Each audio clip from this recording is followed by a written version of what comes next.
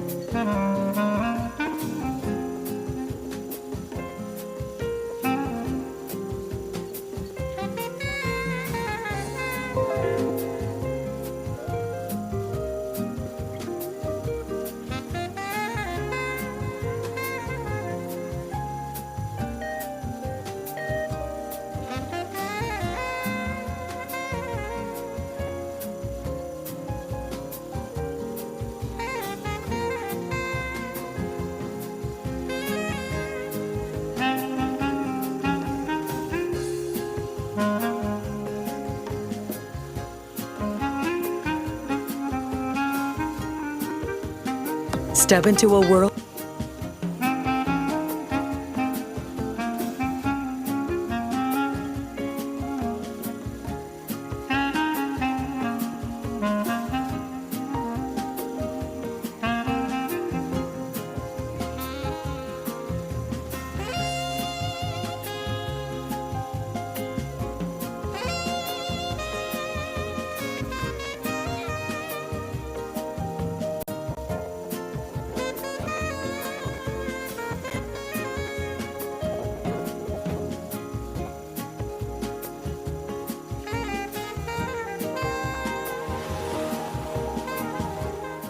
As the sun rises over the pristine shores of Boracay, a new horizon of possibilities awaits.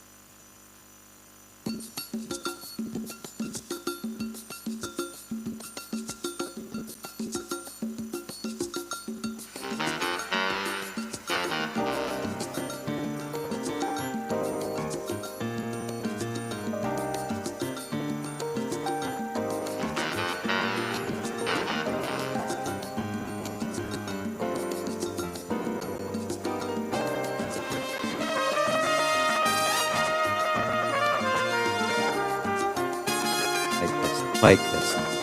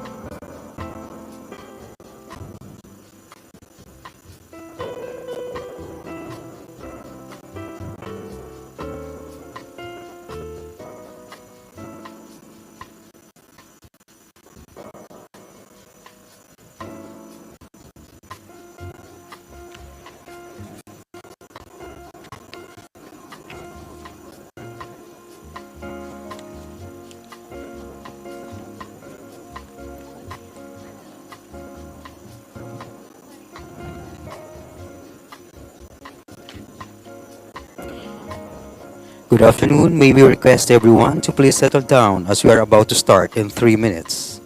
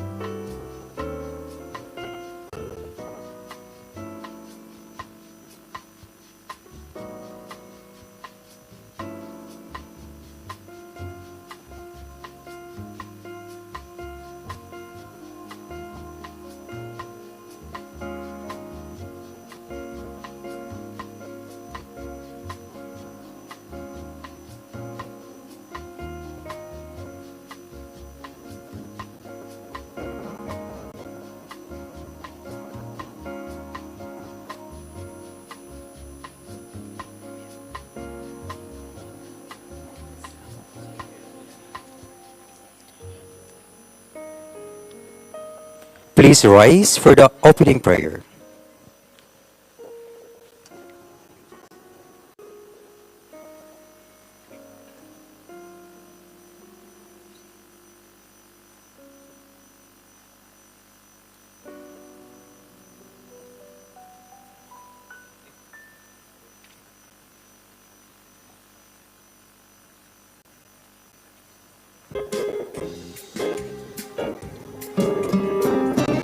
Dear Heavenly Father,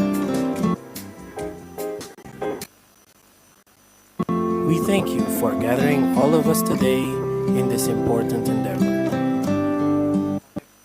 We ask that you bestow your guidance and blessing upon each attendee. May we honor one another by keeping an open mind. May we voice our truth and listen with an open heart. Bless everyone present today and that each may be able to share his or her contributions and gifts. Grant good health and safety to loved ones left outside this room, and bestow peace and goodwill to all of us.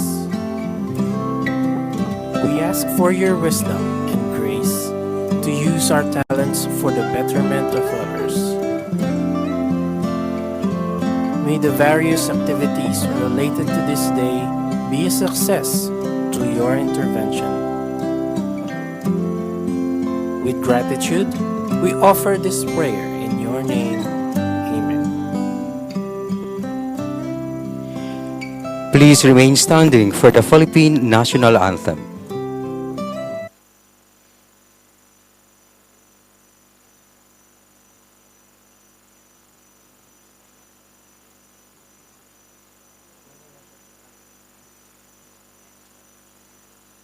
Mga kababayan, ang pambansang awit ng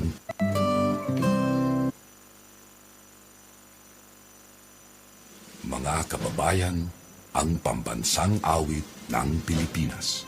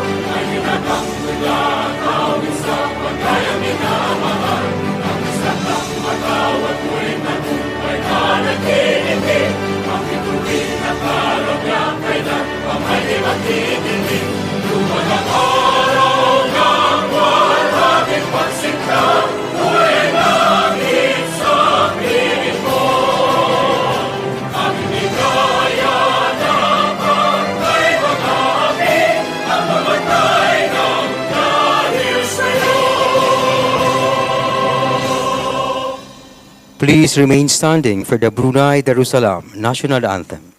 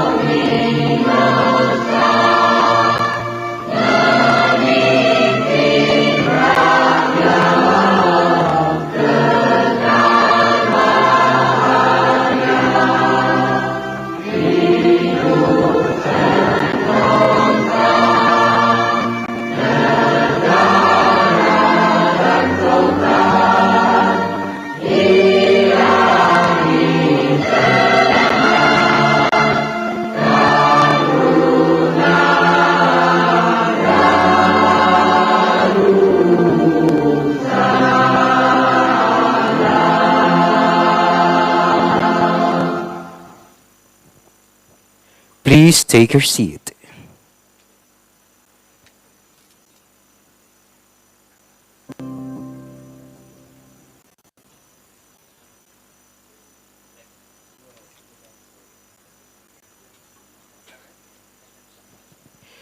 As we continue, let us open the program with a dance number. Ladies and gentlemen, please welcome on stage the Philippine Embassy Cultural Performers.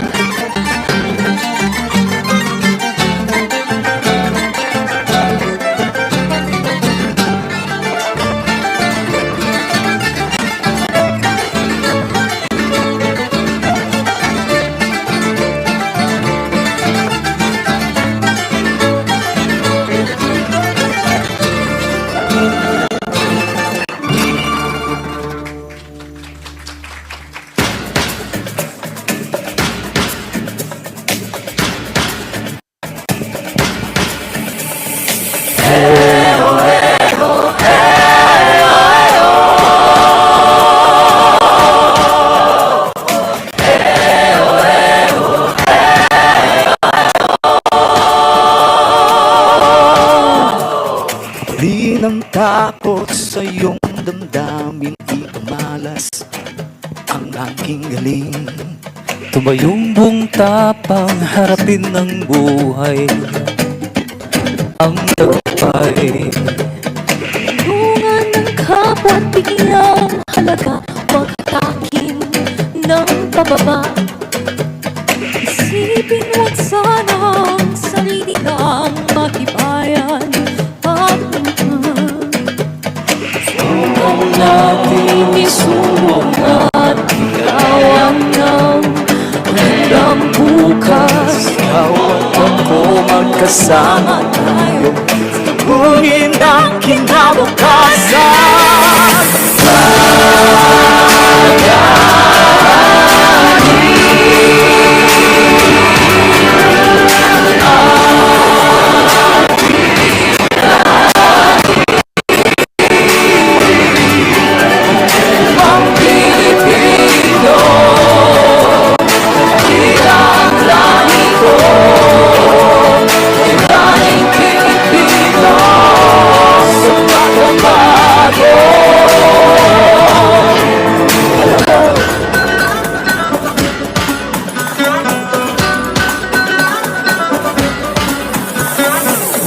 At hawakan ng aking kamay, sabay abutin natin ang tagumpay.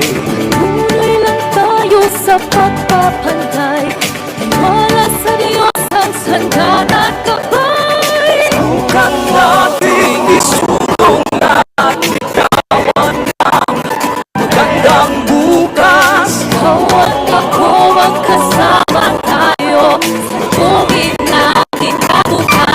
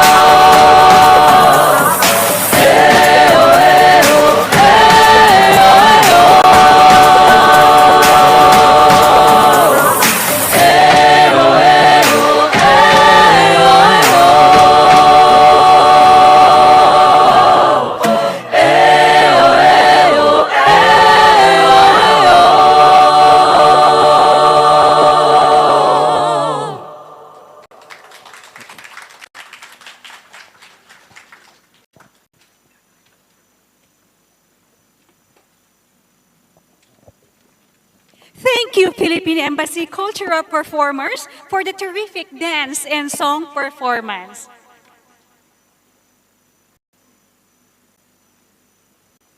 Good afternoon. Salamat, Petang. Magandang hapon, ladies and gentlemen. Good afternoon, everyone. Welcome to the GTBA Second General Membership Assembly and B2B Global Travel Exchange and Roadshow 2024. Salamat, Petang Brunei! My name is Virgincita Migrino, and it is an absolute honor to be here with you today. And I'm Miles Bermudez. We are delighted to be your hosts for this exciting and pivotal event in the global travel industry. Okay, with the theme, Strengthening Global Connections, today marks a significant milestone for the GTBA as we gather here to exchange ideas, forge new partnerships, and explore innovative solutions that will shape the future of travel here in Brunei Darussalam and the Philippines. Another milestone also is this is the first GTBA out of the country General Membership Assembly and B2B Global Travel Exchange and Roadshow. Our agenda is packed with insightful keynote speeches, dynamic panel discussions, and invaluable networking opportunities designed to enhance your business prospects and industry knowledge. Okay, that's right. And aside from that, we are indeed very fortunate to gather here today an impressive lineup of speakers who will share their expertise on a wide range of topics critical to the travel industry today, especially during these trying times. Right. From emerging travel trends to cutting-edge technologies, sustainability practices to market strategies, there is something for everyone. I agree, Ms. Miles. But first and foremost, let us extend our deepest gratitude to our sponsors and partners for their generous support and presence here today. Their contributions have made this event possible and successful. And of course, a heartfelt thank you to all of you for being here. Your presence and participation are what make this assembly truly special. Okay, so without further ado, let's officially commence the Global Tourism Business Association Second General Membership Assembly and B2B Global Travel Exchange and Roadshow 2024. To kick things off, please join us in giving a warm welcome to Mr. Haji Sabli bin Atab, President, to deliver the welcome message.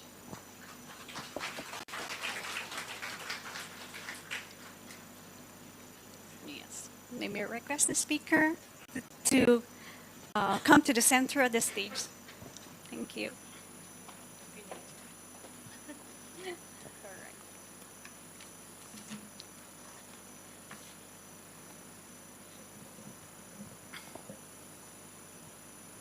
Bismillahirrahmanirrahim.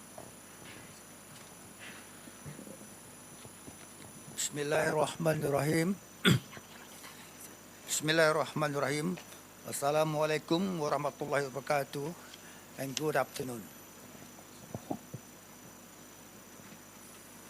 Yang berbahagia, our guest of honor, Puan Salinah binti Haji Umar Saleh, the Acting Director of Brunei Tourism at the Ministry of Primary Resources and Tourism. With Your Excellency, Madam Ariana Adolin Arterial Inago, the Ambassador of the Republic of the Philippines to Brunei Darussalam. Your Excellencies, the President of the Global Business Travel Association,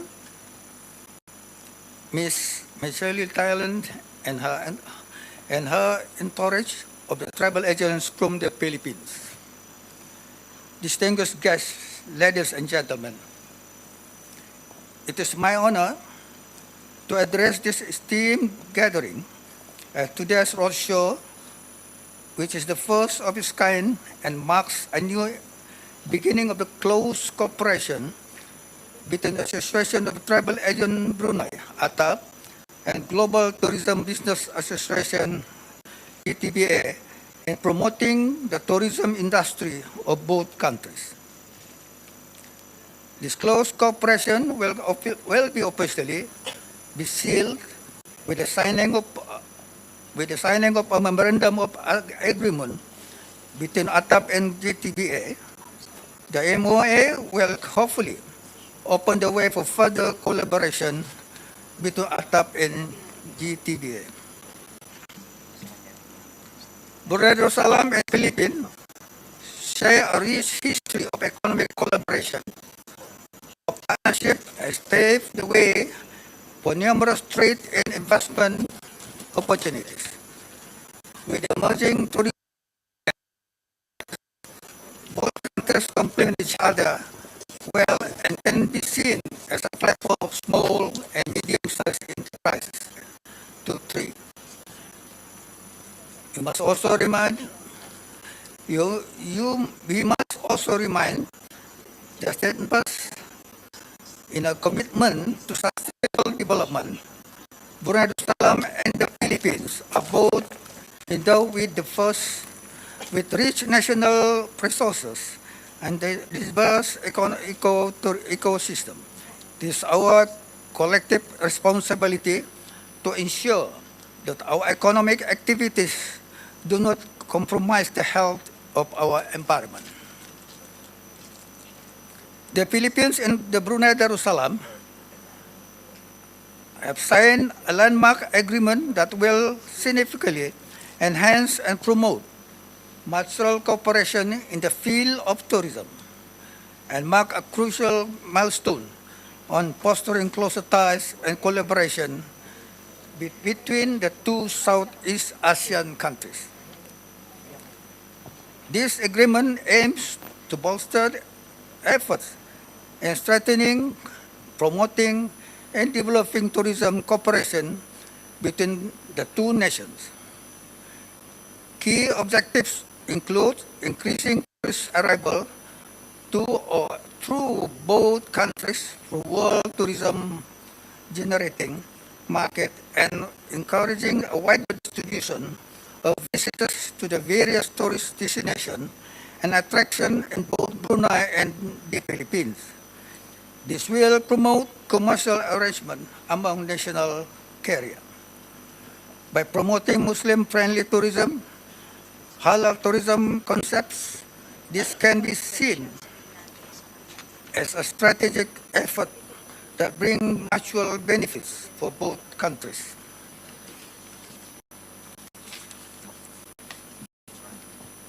As well as strengthening the bonds of friendship and understanding between our peoples.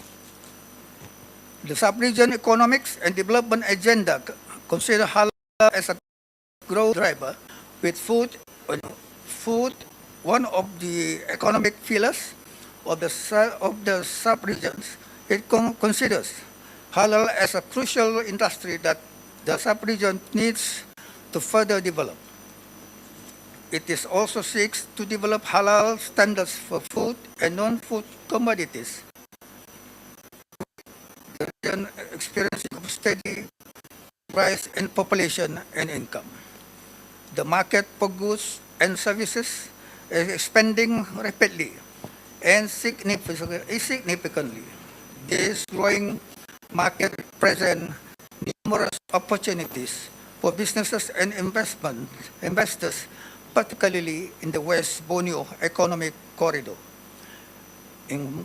Encompassing Brunei Darussalam and the Greater Sulu-Sulawesi Corridor, covering Pahlawan and parts of Mindanao. These corridors are sustainably designed to integrate production with supply chains, offering abundant opportunities for SMEs to flourish. In conclusion, the alliance trade between the Philippines and Brunei is a testament to the power of regional cooperation and mutual support. It is a driving force behind our economic growth, cultural exchange, and people-to-people connection. As we continue to work together, let us strive to further enhance our alliance trade, creating a brighter and more prosperous future for our nation. Lastly, allow me to record my appreciation to Puan Salina for your time to come and grace this event. Your Excellency, Madam Marian Jocelyn Arterial Ignacio, the Ambassador of the Republic of Philippines in Brunei. Your Excellencies, dear ATAP members, ladies and gentlemen, thank you. Wabillahi taufiq wal hidayah. Assalamualaikum warahmatullahi wabarakatuh. Thank you. Thank you, sir, for your very warm welcome. Please remain on stage. I'm giving you something, a little something. Center, please. Okay. We seem to be gloomy to this afternoon. Okay. Let's try to make it lighter. Okay. So, Okay, may we call on stage Ms. Michelle G. Thailand, GTBA Chairman, President, and GTBA Assistant SecGen Charmaine Kiray to award the plaque of appreciation. GTBA and One Click Events Management Services present this plaque of appreciation to Mr. Haji Sabli Bin, a token of our sincere gratitude for your support and sharing your time and effort to our partner hosts during the second General Membership Assemblies, B2B Global Travel Exchange Roadshow, organized by the Global Tourism Business Association and One Click Events in partnership with Association of Travel Agents Brunei and Boracay Island Travel Agencies Tour Operators Association Incorporated. Given this, 22nd of July 2024 at Wafa Hotel, 3rd floor, Anajat Complex, Brunei, Darussalam. Signed by Michelle Guerrero, Thailand, TSE Chairman and GTBA President.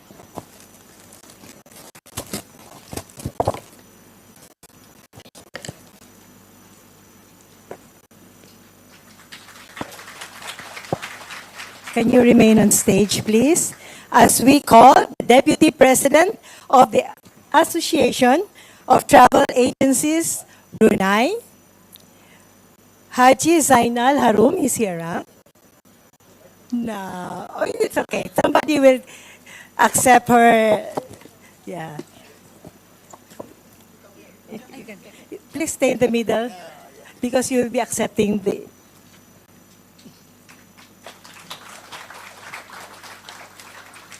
Okay. Thank you so much, sir. Thank you so Madam. much. Okay.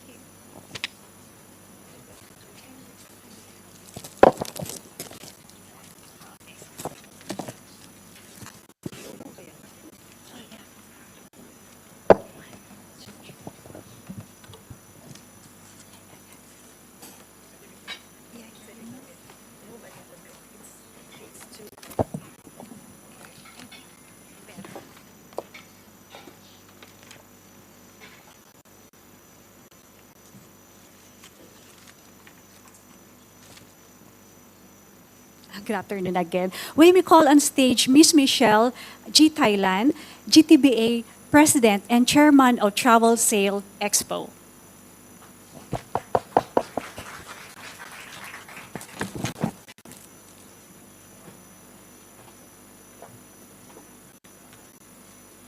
Thank you so much to our two beautiful hosts. And actually, they are the Board of Trustees of the Global Tourism Business Association. So I would like to say thank you to our Vice President, Ms. Virgin Sita Ruaya, and to our Secretary General, Mircha Bermudez, and of course, to our Assistant Secretary General, Ms. Main Kiray. Thank you so much for helping me here in this very important occasion.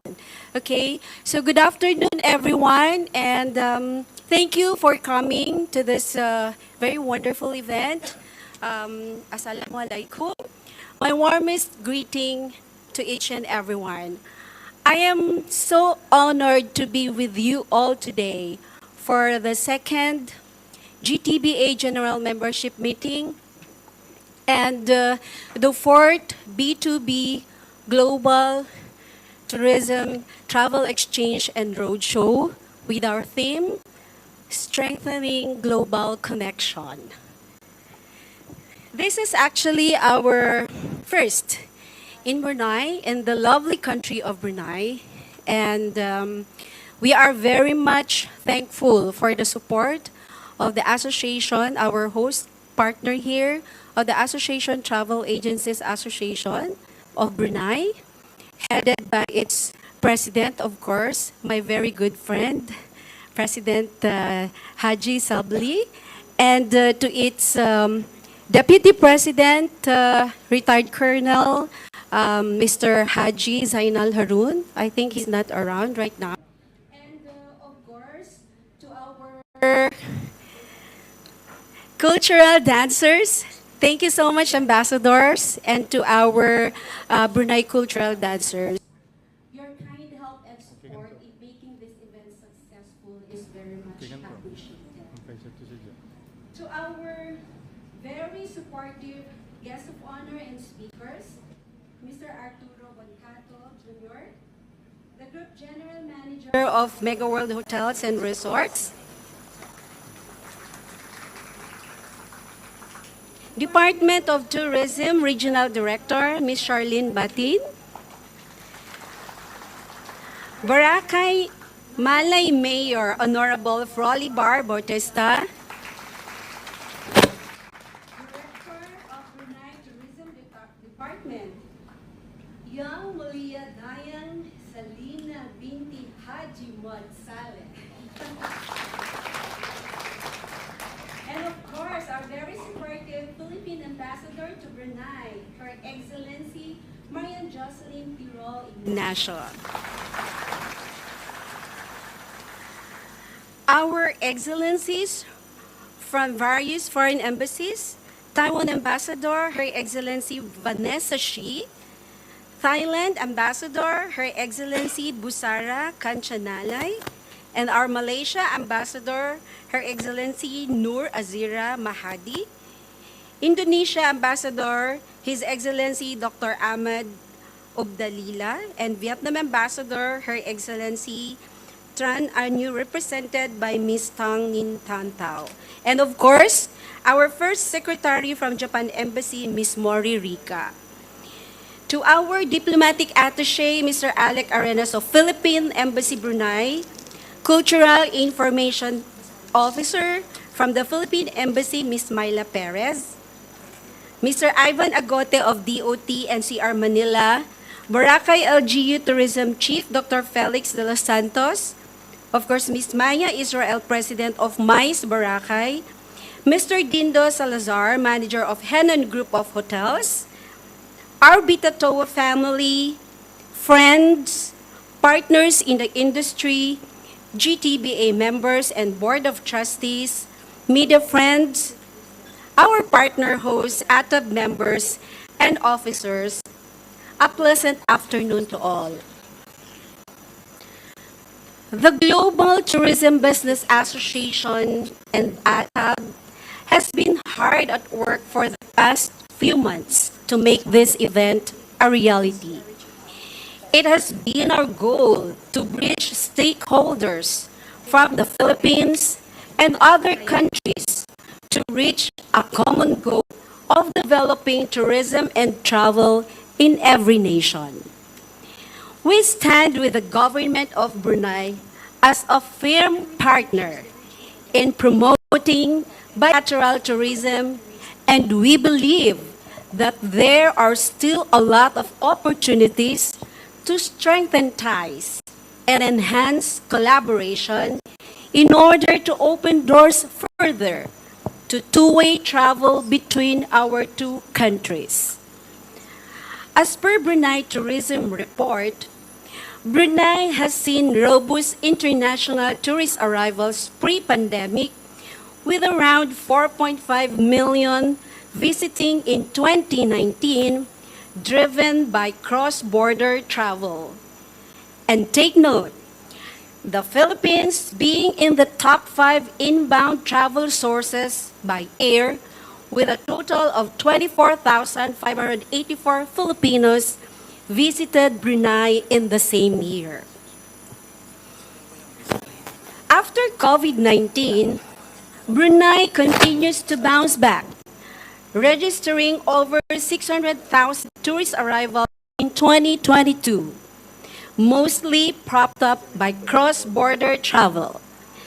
ASEAN travelers cover the biggest share in foreign arrivals, something that we really should continue to capitalize on.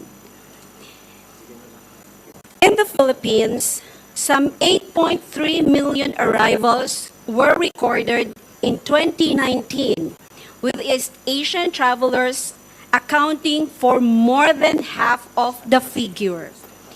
Only around 8,000 travelers from Brunei were recorded in the same period. The third lowest arrival number from the ASEAN group. Last year, the Philippines logged 5.5 million arrivals, with only around 6,600 Bruneians visiting the Philippines. The data clearly proves to us the challenges that we can work on together, and it is our hope that the B2B travel exchange and roadshow can serve as a platform to kickstart all kinds of partnerships. Back in May, no less than the Philippine President, Bongbong Marcos, acknowledged the need to boost our respective tourism sectors.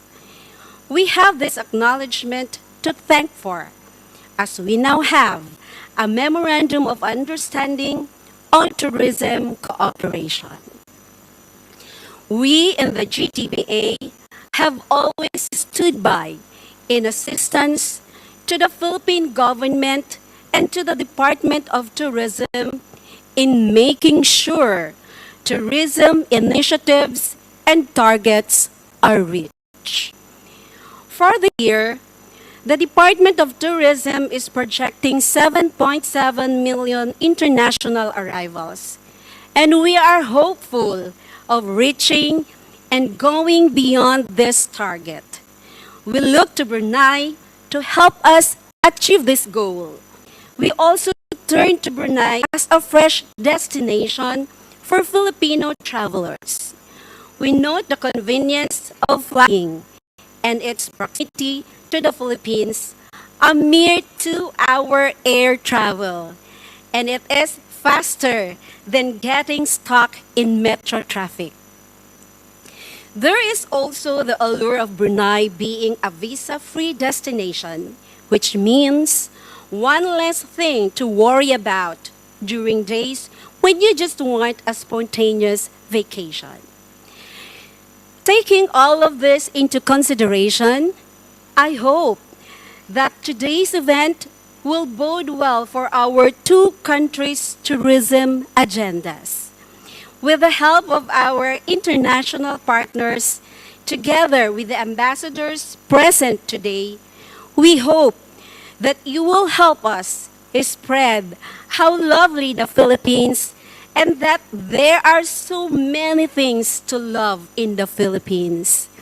In return, we will do the same for your respective country, because I do believe that reciprocity and global collaboration is the key to success.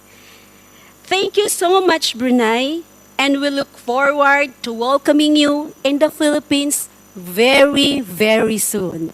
Let's all continue to love GTBA, love Brunei, love the Philippines.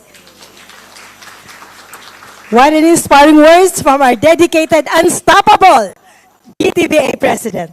Thank you, Ms. Michelle. And we apologize for being a amateurish host. We believe we are better off as Board of Trustees in our organization than a host. Well, bear with us, please, okay? All right? So today, our first keynote speaker is a well-known name in the tourism industry. I have his long... well, one of the highlights of his career, he worked as executive assistant to the Office of the President in Mindanao during the presidency of former Fidel Ramos.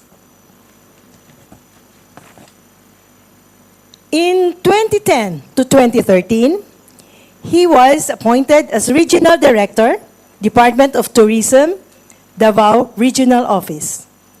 Among his countless initiatives were the International Mount Apo Boulder Face Challenge, Visit Samal Island campaign. He created the Let's Meet in Davao campaign and its corresponding Davao City MICE Executive Committee.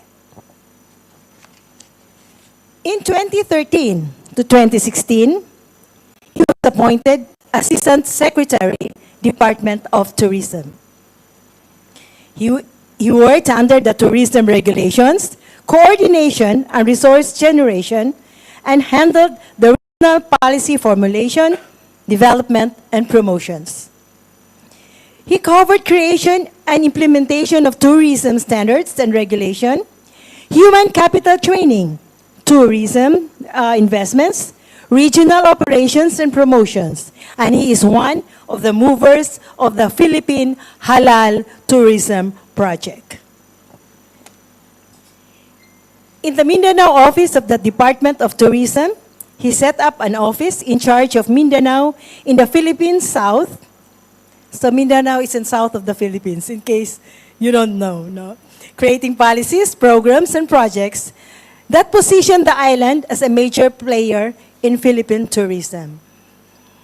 Among major programs and projects are convergence work for air, sea, and land connectivity, development and promotion of community-based ecotourism, promotion of UNESCO heritage sites, national and marine parks, and cruise tourism.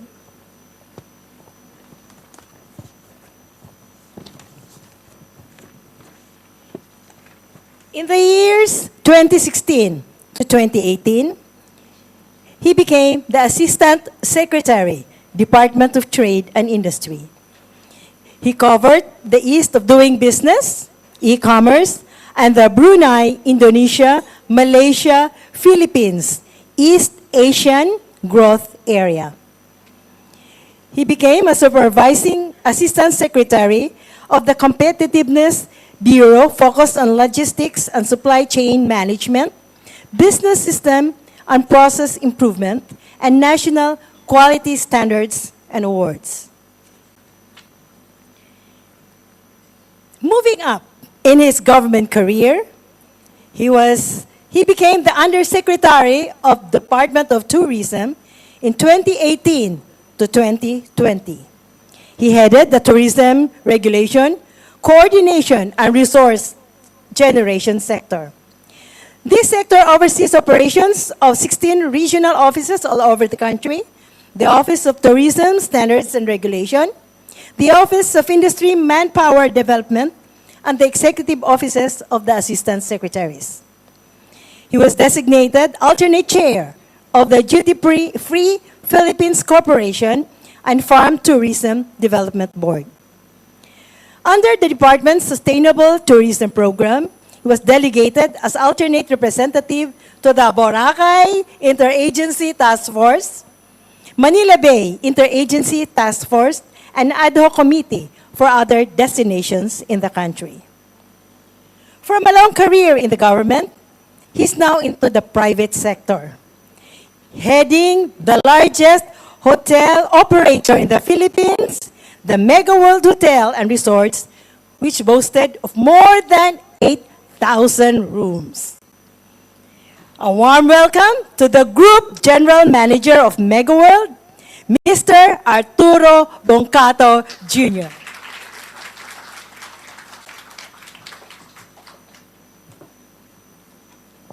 Thank you very much, Virgie, for that very long introduction, the longest introduction ever received so far.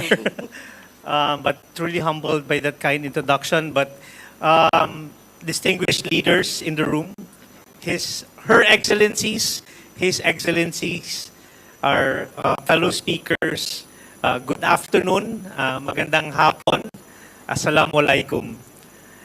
We're very pleased to have been invited by the group of Ms. Michelle Thailand to be part of this first ever forum in Brunei. As Ms. Virgie shared, we've been coming in and out of Brunei for the past, for me personally, for the past 20 years.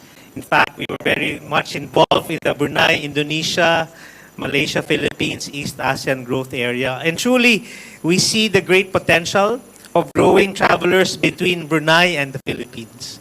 And we are here we are tasked to share with you updates on the Philippine accommodation sector. And we will use my, because you already used 5 minutes of my time, so I'll use my remaining 10 minutes to share with you updates on the accommodation sector. May we have the slide, please? Now we'll have to see. Now, if you don't mind, I'll use my mic. Very quickly. So, of course, Love the Philippines is a major campaign of the Philippines today. There's so many things to be loved about our country, which we will show you in a bit. And this afternoon, I just would like to share with you that the Philippines is growing very fast in terms of the tourism economy. We currently have at least 400,000 rooms all over the country, which is just sufficient to meet the target of 7.7 million. And the target for 2028 is actually almost 12 million tourists, and there is an opportunity for investors from around the country and the world to come to the Philippines and develop accommodation facilities that would reach about 700,000 rooms, which is the required number to receive 12 million tourists. And of course, Mega World Hotels and Resorts, as mentioned earlier, is currently the largest developer and largest operator of hotels and resorts in the Philippines. That will become around 8,000 room keys by 2028. And we are present in key destinations in the country, the National Capital Region, in Batangas, in Cebu, Boracay, and Iloilo. Now, the Philippine Department of Tourism, and we're very happy that we're joined here by a regional director of the National Capital Region, has updated our accommodation standards. And we continue to update this so that the level of hospitality in the Philippines also continually improve as we receive more guests. So there are three things that the Department of Tourism is doing now to increase Filipino brand of service and having that felt in the hotels and resorts. Second is to make sustainability a mainstream program of our hotels and resorts. And lastly, transitioning to digital, the digital world and digitalization and digitization. From the Mega World Hotels and Resorts, we have actually worked on the Filipino brand of service excellence, and we created our own brand called the Sampaguita brand of service excellence. And this is paying tribute to the national flower of the Philippines. It's a small flower, but very, very sweet smelling and have 5 petals. And we put symbolisms per petal, ranging from love, honor, dignity, healing. And the 5th petal we put as the Philippine flag in honor of the Philippines as our beloved country. We did not only place symbolisms on the petals, but also provide that service in hospitality through the 5 senses: touch, smell, taste, and the whole experience of Sampaguita delivering the message of Filipino hospitality. In terms of sustainability, we have transitioned also the planting of at least 2,500 Sampaguita flowers, because for the longest time, we have not seen this flower being grown around the country. So we reignited the interest to propagate the growth of our national flower, the Sampaguita. And currently, we have plots not only in Luzon, but all the way to the Visayas, where our properties are currently present. In terms of digitalization, we have now managed to transition all, if not a majority of our operations digitally, and we have a exclusive membership called Club Access. Now, we have now given our members their individual access to our properties so that they can manage their own check-in and check-out and a list of other activities they need to do within our properties.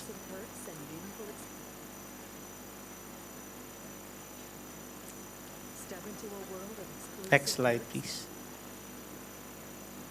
Now, one very good news that we bring to you this afternoon is the effort of the national government to make the Philippines more Muslim-friendly. I know our friends from Brunei, Indonesia, Malaysia are not very familiar with the term Muslim-friendly, but this is our way of introducing to the rest of the country that our doors can be wide open to guests coming from your respective countries.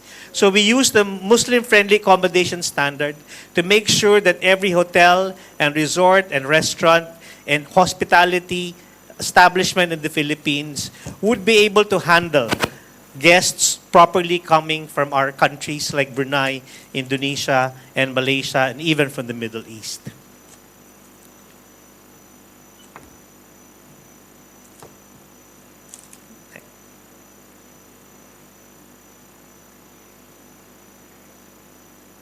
So currently, per our initial inventory, we currently have a total of 289 Muslim-friendly accommodation establishments already in the Philippines.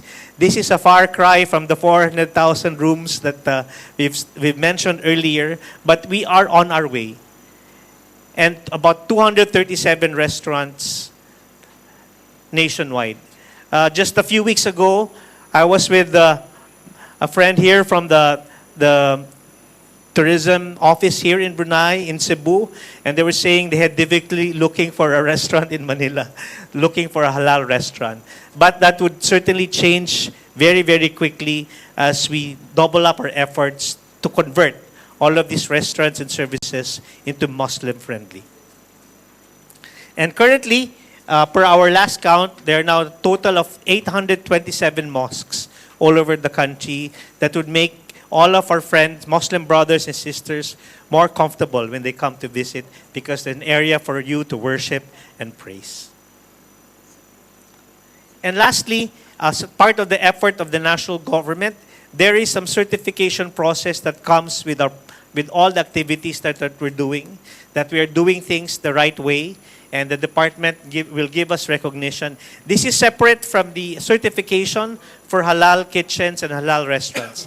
This is basically saying that the Philippines, in most parts, are now ready to receive markets coming from Brunei, Indonesia, Malaysia, and many parts of the world.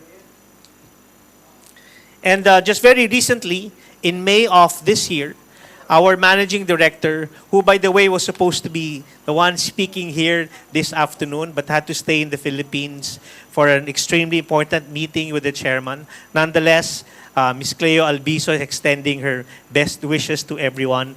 She is, if you can see closely, she's the one beside the secretary in the photos. We signed a memorandum of understanding with the Department of Tourism that the Mega World Hotels and Resorts in the Philippines will be the first hotel chain that will become Muslim-friendly and would have halal kitchens before the year ends or before the end of 2024. Just a few days ago, we already finished our mid-level management training in terms of making them understand that the Muslim market requires a certain level of handling for us to understand the needs and requirements when we welcome you to our properties and to our country. And in terms of MICE tourism, I transition now with the role of the Mega World Hotels and Resorts in the Philippines today in promoting MICE tourism. In Cebu, which is one of the most popular destinations in the Philippines, we are currently building the Mactan Expo Center, one of the biggest meeting facilities within the next couple of years in that part of the country to accommodate 2,500 guests. And this is located in our township called Newtown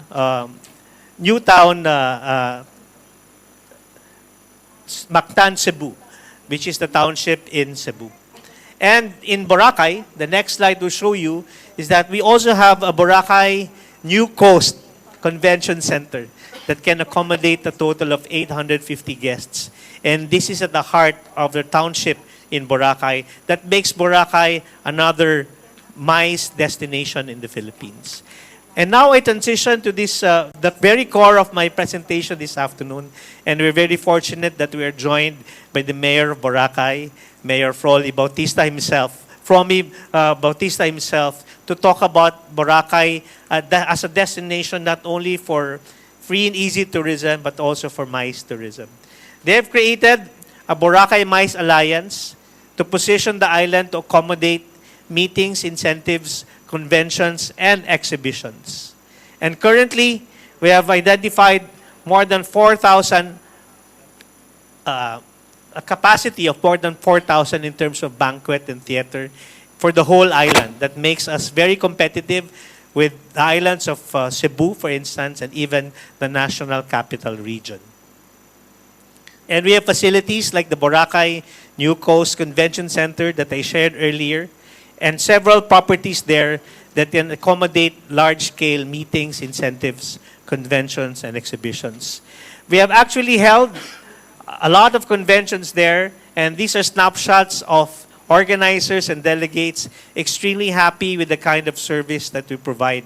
The Boracay MICE Alliance is also represented here by its president, Ms. Maya Israel, who also represents the Mega World properties in Boracay.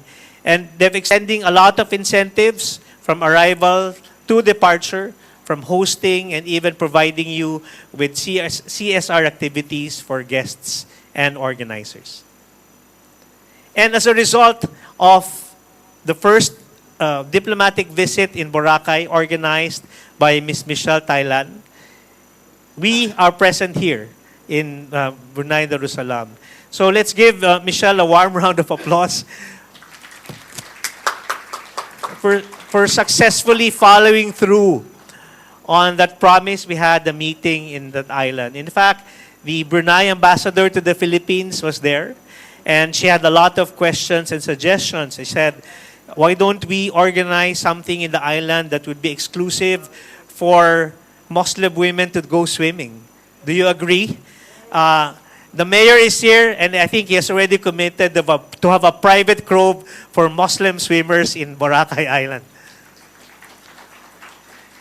And we continue to work with partners like airlines. As I have been told, AirAsia will now be identified as a halal airline for the Philippines in September, as we also open our own halal kitchen in our Belmont hotel in Boracay. So with that, ladies and gentlemen, I shall end this keynote by saying that the Philippines is doing its best, not only to increase arrivals because we wanted the revenues, because it's just because we want to share the beauty of our country to all of you. You are very much welcome, and we're trying our best to make you really comfortable. I shall end my presentation with a very quick video on what the MICE Alliance is all about and how beautiful Boracay is.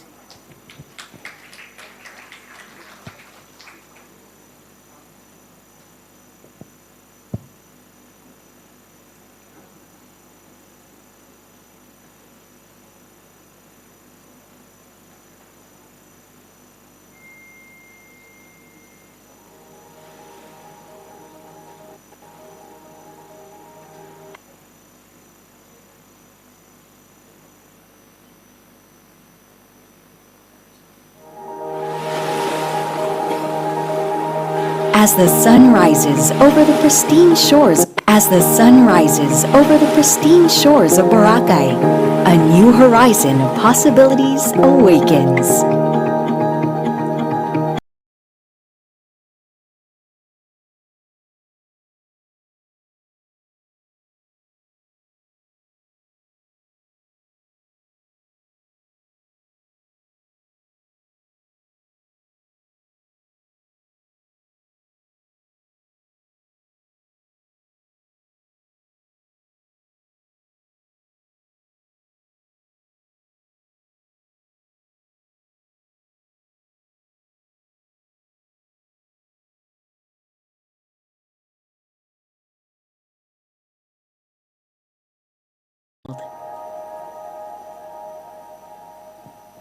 So there you are. We're flying home tomorrow. Whoever wants to join us, you're very much welcome. Let's start this partnership going. Thank you very much. May we request request the speaker at the center of the stage to receive the plaque of appreciation. May we call on stage Ms. Michelle G. Thailand, GTBA Chairman President and GTBA Assistant Secgen Sharman Kirai, and Mr. Joshua Rabangi to award the plaque of appreciation. Sorry, Sir Art. I could have gone on and on about your achievements. Okay, so I'll just give you that one.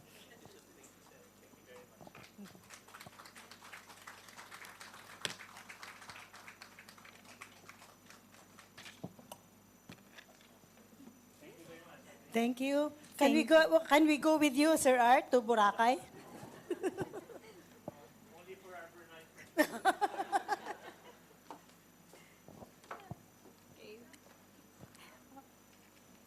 All right, so we would like to call or introduce the next second keynote speaker.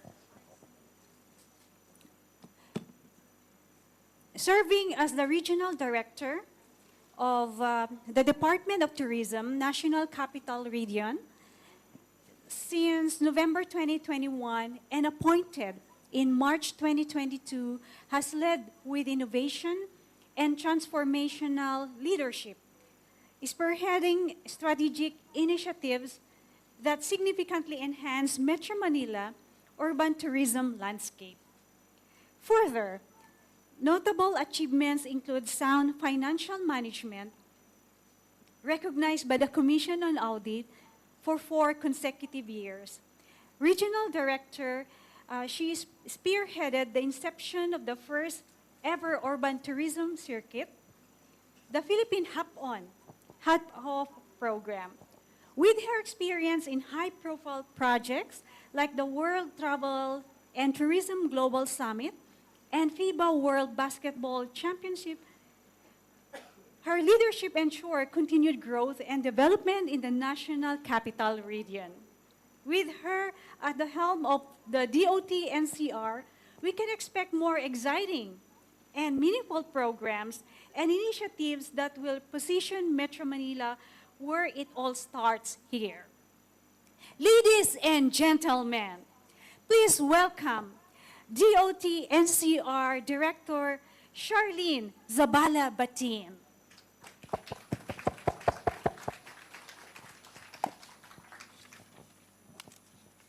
Sorry, Madam. Can you just... Okay. Thank you very much, Ms. Miles, for that very generous introduction. And I would like to thank Ms. Michelle Thailand, the President of GBTA, for also likewise acknowledging all the dignitaries, Her Excellencies and His Excellencies, but allow me first to give honor and acknowledge the presence and active participation of our Philippine Ambassador to Brunei Darussalam, Her Excellency Marian Jocelyn Tirol Ignacio.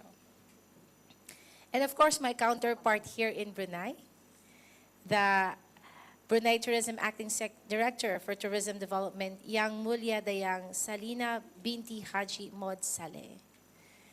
And to all of you, the good mayor who will be introduced later, all the travel and trade industry practitioners here in Brunei and in the Philippines, mabuhay and assalamualaikum. It is with great pleasure, I don't know if you see my slides. Yes, it's there. Just checking. It is with great pleasure that I have been given the opportunity to speak with you at the second general membership meeting of the Global Tourism Business Association in Brunei Darussalam. Your theme today, Strengthening Global Connection, resonates deeply with the mandate of the Philippine Department of Tourism's mandate to promote the Philippines as a world-class tourism destination. We do this through our marketing campaigns, participation in international travel and tourism events, and partnerships with the local and international stakeholders, both in the Philippines and in abroad. So may I seek your indulgence and allow me to introduce myself. My name is Charlene Zabala Batin, and I'm from the Philippine Department of Tourism. And I am managing or directing the National Capital Region, which all of you know more fondly as Metro Manila. This small region is composed of 16 cities and 1 municipalities, including the city of Manila, where the seat of government is located. So let me just take you back a few years back, a little bit. And in 2019, when the coronavirus pandemic caught us off guard, our lives were disrupted and the tourism sector was greatly affected. As you all know, that our industry is driven by human intervention, human interaction, and experiences. Under the visionary leadership of President Ferdinand Bongbong Marcos Jr. and my Department of Tourism Secretary, Cristina Garcia Frasco, the National Tourism Development Plan of 2023 to 2028 has been approved. This plan seeks to build a tourism industry deeply anchored in Filipino culture, heritage, and identity. And as my previous Undersecretary mentioned, we are, GGM Art Pongcato mentioned that our national tourism standards is now anchored on Filipinization, heritage, and standards. The strategic plan or the strategic vision of the NTDP aims to create a sustainable, resilient, and competitive tourism sector, positioning the Philippines to become Asia's tourism powerhouse. The National Tourism Plan of 2023-2028 guides our efforts, emphasizing strategic approaches on connectivity, convenience, and equality, echoing the visionary agenda of our tourism chief, Cristina Garcia Frasco. Let me provide you with a brief overview of the Philippine tourism landscape post-pandemic. The sector experienced a huge resurgence in revenge travel, where pent-up demand for travel led to a significant increase in tourism activities. Additionally, the Mandanas-Garcia ruling of 2018, which devolved more functions and resources to the local government units, has a profound impact on regional tourism management and development. A notable example of this resurgence is our aim of going back to the pre-pandemic levels that you see on the lower right part of the screen, where same-day arrivals in Region 4A reached up to 30 million, and in the National Capital Region, overnight arrivals seen in orange bar has increased to almost 4 million overnighters. To effectively manage these changes and ensure sustainable growth, there is a pressing need for advanced technology solutions to support the devolution of tourism-related responsibilities to the local government unit. And I'm happy to announce that in 2023, the National Capital Region experienced significant growth in tourism, with over 7 million overnight tourist arrivals. This marks an impressive increase of 26.37% compared to 2022. Additionally, the region recorded 32.2 million same-day arrivals, reflecting a substantial growth rate of 35.16% compared to the previous year. And of course, it is my pride and honor to announce that as of May 10, 2024, the National Capital Region, or Metro Manila, leads at as the top overnight destination with over 7 million visitors. This is followed closely by Cebu with more than 4 million overnight stays, Batangas ranking third with 3.3 million, followed by Rizal province with 3 million. Rounding the top 5 overnight destination, Mayor is Aklan, attracting 2.2 million visitors, and a huge chunk is care of and because of Boracay. The National Capital Region has been, let me segue a little bit, has been recognized not just as a regional area but also a provincial level. So it can rank with Cebu, Batangas, Aklan, and Rizal.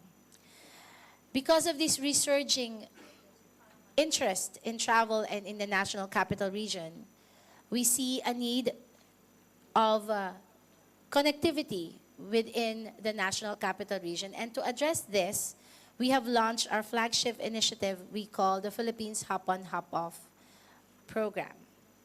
So the Philippines Hop-on Hop-off Travel by the Hubs is a dynamic tour program launched by the Department of Tourism that provides tourists with flexible, convenient transportation options to explore the different tourist attractions within the select cities of Metro Manila. The program operates two designated hubs where tourists have the freedom to choose their preferred destination or duration of stay. The Philippines Ho has revolutionized tourism in our vibrant metropolis.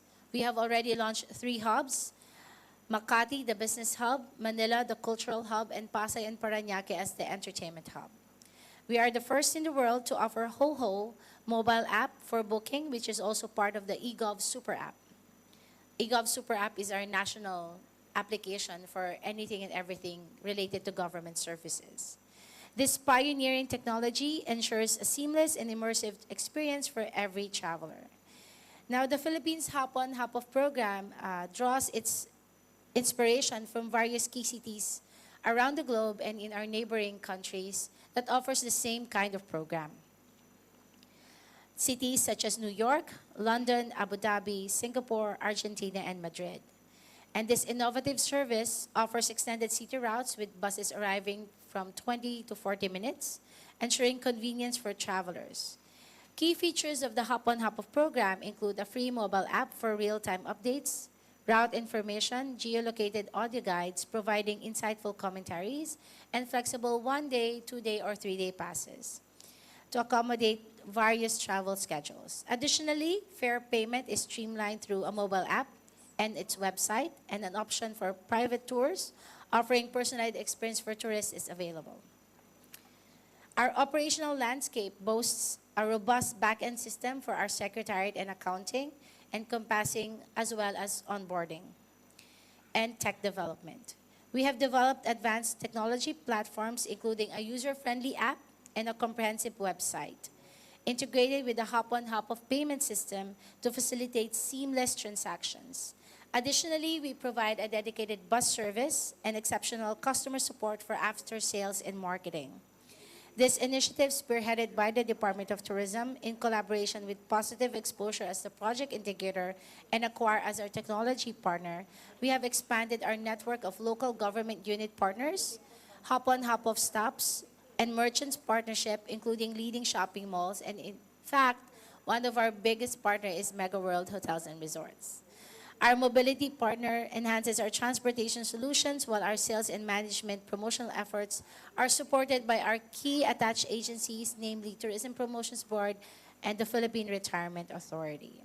Now, for all of you within the travel and trade business, we implement our tours through 4-step program. First step is the booking process, where the tourist books their tour via the mobile app, selecting their preferred dates and times and package options. The step 2 is that the Hop-on, Hop-off system notifies the tour operator that they received a booking with all the relevant details of the tourist, what their selected tour packages is, and what their special requirements entail. And while the tour operator receives that notification, the tourist also receives an email confirmation with the tour details, including the contact details of the tour operator. This ensures that the tourist will have a direct line of communication with the provider for any inquiries or changes. Step 3 is the tour management of the operator. The tour operator will manage booking, arrange all the necessary components of the tour. If the tour package they have provided includes admissions and meals and day passes, it will be included there. And step 4 is the tour commencement. And upon arrival at the designated meeting point, the guests will present a QR code received in their confirmation email, and the tour operator or establishment just scans the QR code to verify and facilitate entry, ensuring a seamless tour experience. As of now, the following HoHo Day Pass options are available: 1-day pass, 2-day pass, and 3-day pass. And each day pass offers unlimited access to all HoHo routes and attractions for a single day for the day 1 and 2 days for the 2-day pass, etc. On May 28, the Hop-on, Hop-off Travel by the Hubs has its inaugural launch in Makati, branded as the Philippines Business Hub.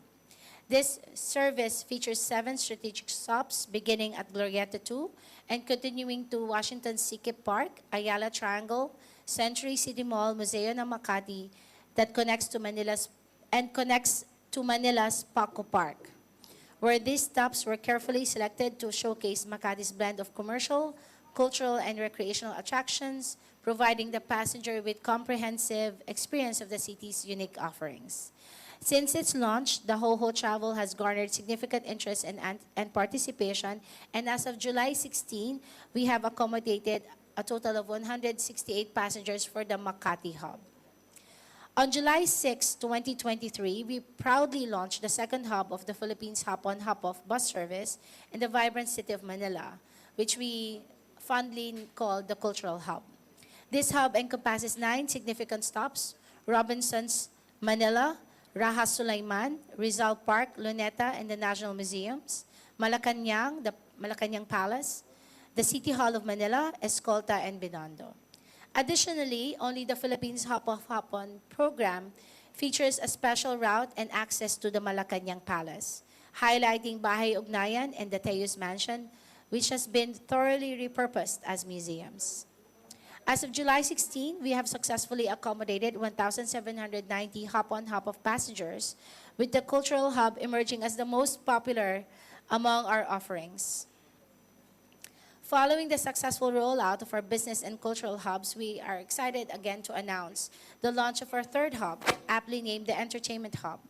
This vibrant new addition spans the cities of Pasay and Parañaque, which have seamlessly evolved into premier entertainment destinations. These cities are home to a rich tapestry of historical landmarks, bustling commercial districts, and a vibrant nightlife scene, all of which contribute to their status as integral pillars in shaping Manila's entertainment landscape. As of July 16, 2024, we have successfully accommodated just 4, but we have several fam trips that we did not include because these are just paying customers. Passengers, we are anticipating an increase in numbers with the upcoming launch of our transit tours from the airports. This initiative is poised to attract a greater influx of tourists, further cementing Entertainment Hub's role in our dynamic landscape. So the Entertainment Hub features 13 designated bus stops from the Ninoy Aquino International Airport Terminals 1, 2, and 3, Newport World Resorts, City of Dreams, Ayala Malls, Manila Bay, Parcal, Okada Manila, Solaire, Lux Duty Free, Mall of Asia Main Stop, SMX Convention Center, and MOA Seaside. This year, our aim is to launch the 3 remaining hubs in Manila: the Heart Hub featuring the cities of San Juan, Pasig, and Mandaluyong; the Lifestyle Hub, which is the highly urbanized business and commercial district of the City of the Gig, the Bonifacio Global City; and the Knowledge Hub, focusing on popular institutional destinations in Quezon City. Allow me to share the video of our existing hop-on hop-off travel by the hubs. So with your permission, please turn your attention on the screen.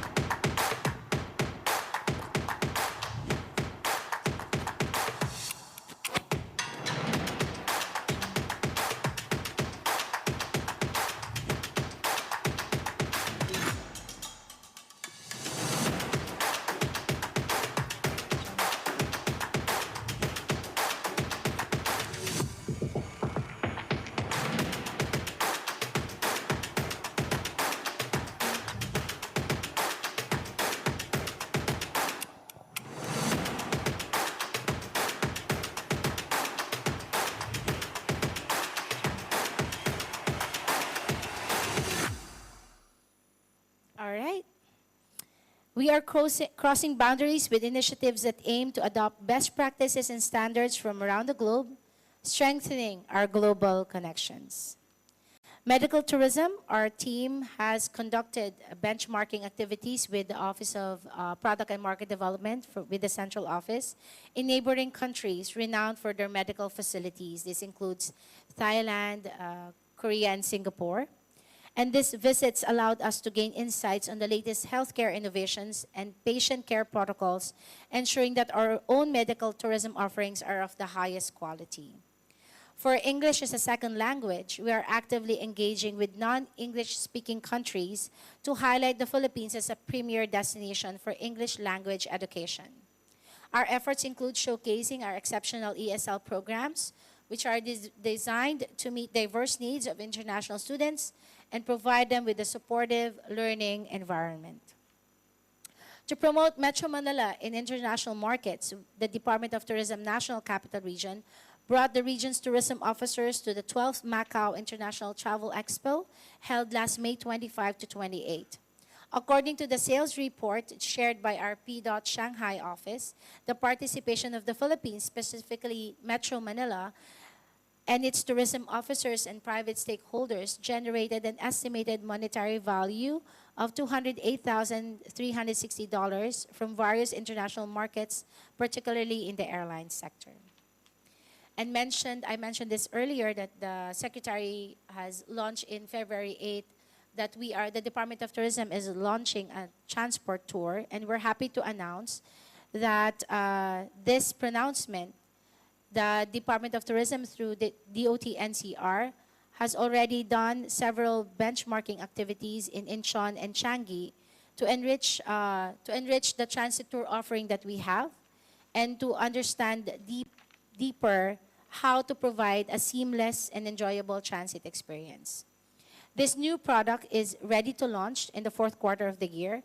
Will offer transit passengers a unique opportunity to explore and experience the beauty and culture of the Philippines, even during a short layover.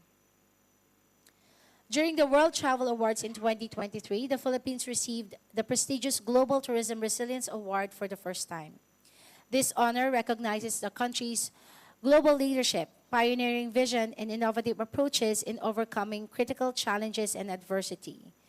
As one of the only 5 awardees worldwide to receive it, the Philippines will now serve as a benchmark for best practices in tourism resilience alongside other distinguished inaugural winners. And additionally, we are so proud of this distinction.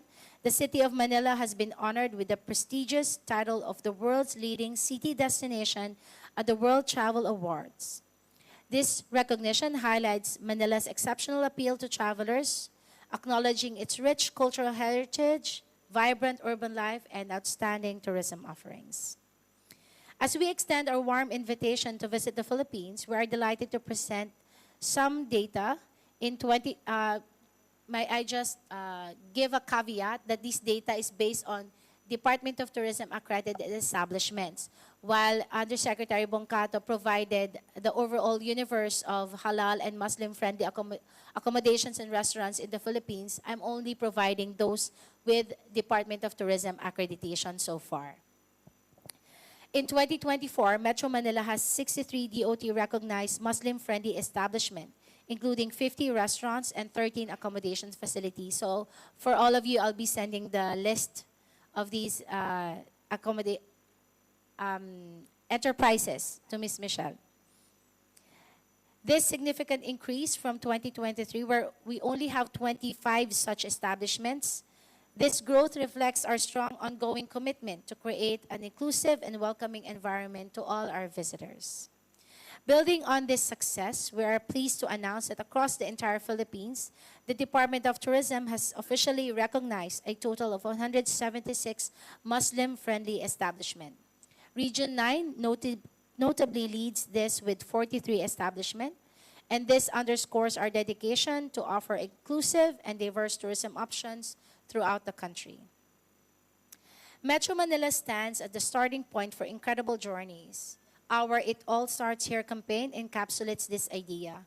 We want to position Metro Manila as the gateway to the Philippines' rich cultural tapestry, stunning natural landscapes, and vibrant communities.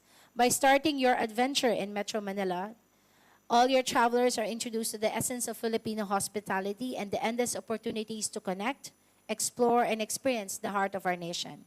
Allow me to share with you our regional branding video. Ever wondered where love starts? It starts where the food is delectable and the choices are mouth-watering. It starts where history and culture is a grand experience, an endless exploration. It's where the accommodation feels a home away from home, where shopping is a therapy, and where the kids can learn and have fun. It starts where the majestic sun sets and where the parties last till the sun rises. This is where falling in love with the Philippines starts. Metro Manila. It all starts here. And before I end, let me leave this quote from UN Tourism. Sustainable tourism is tourism that takes full account of its current and future economic, social, and environmental impacts, addressing the needs of visitors, the industry, the environment, and its host communities.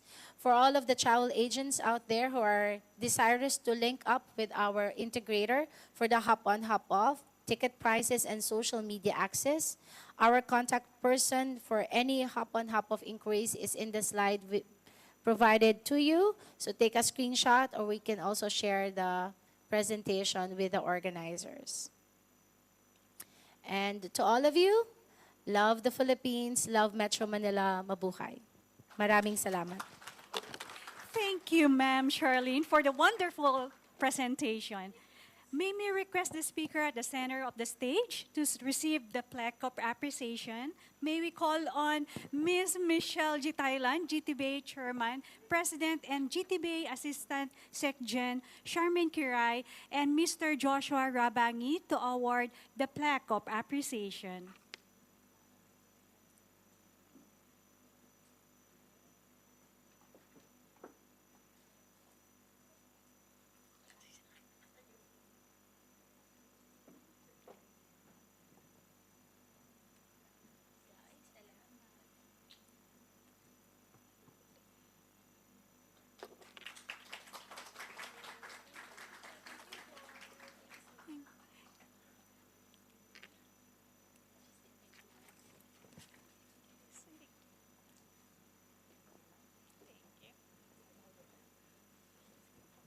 Thank you, Ma'am Charlene. I hope she get her beauty sleep, no, after a sleepless night. Okay.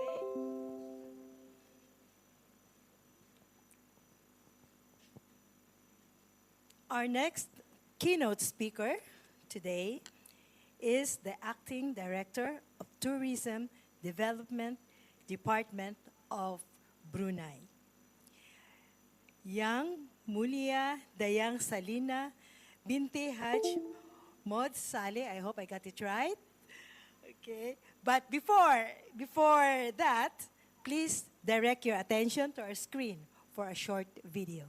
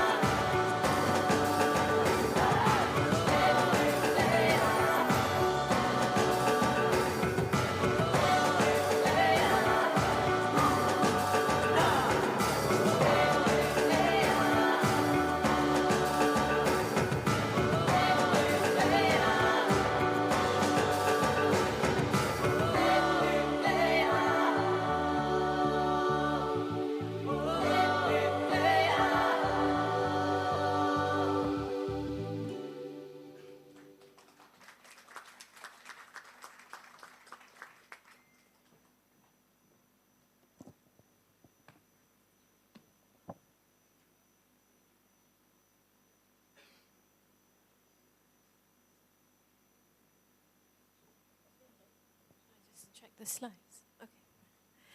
Right.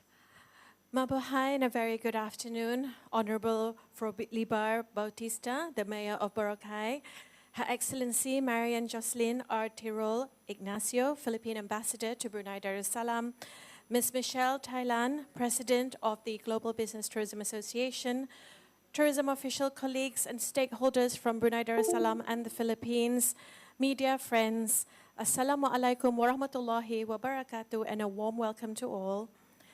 It is a great pleasure that I stand before you today at the B2B Global Travel Exchange and Roadshow in Brunei Darussalam, and I extend my heartfelt gratitude to the Global Tourism Business Association, One Click Events, and all organizing partners for inviting me to speak at this significant event.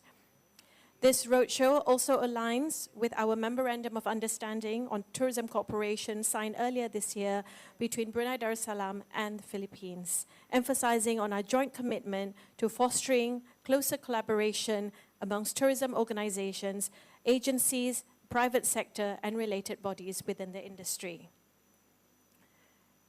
My name is Selena, and I'm the Acting Director of the Tourism Development Department. And aligned with the theme of travel exchange, I would like to take you on a journey of discovery and tranquility. Together, we will delve into the heart of Brunei's natural wonders and cultural heritage through my presentation titled, Experience Brunei, a blend of rich heritage and wilderness adventures. Next. Oh, next. Was that a slide? Is that the graph slide? I can't see. Yeah, thank you. In 2023, received 100,000 tourists, still far from the post-COVID arrivals of 300 over 1,000 in 2019. But nonetheless, as you can see, we are still growing in our numbers. Next. This year, we're looking at a target of about 362,569, with an aim of achieving 500,000 tourist arrivals by 2028. Next. Next. Yeah.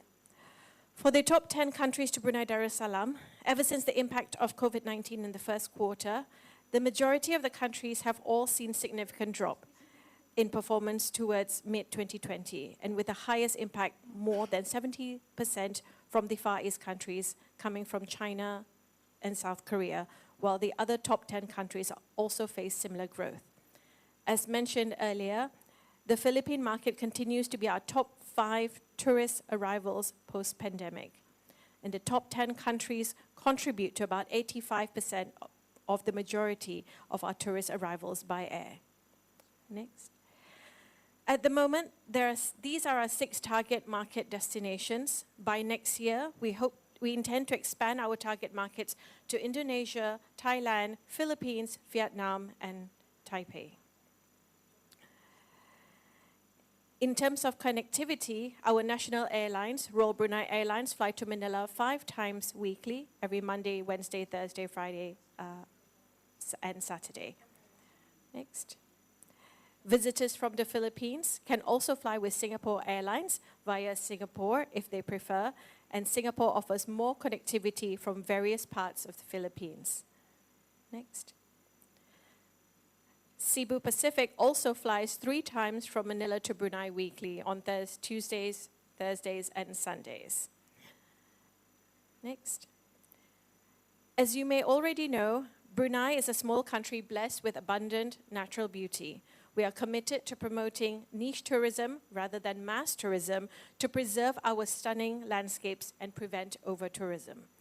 If you are seeking evening entertainment or designer brand shopping, Brunei may not be your ideal destination.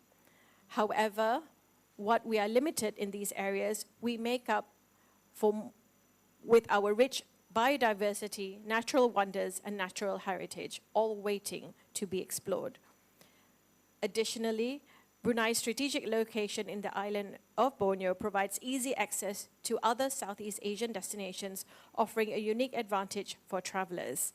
And furthermore, Brunei's political stability ensures a safe and secure environment for all our visitors. Next. As previously mentioned, Our tourism focus centers on three key pillars, which are culture, adventure, and nature.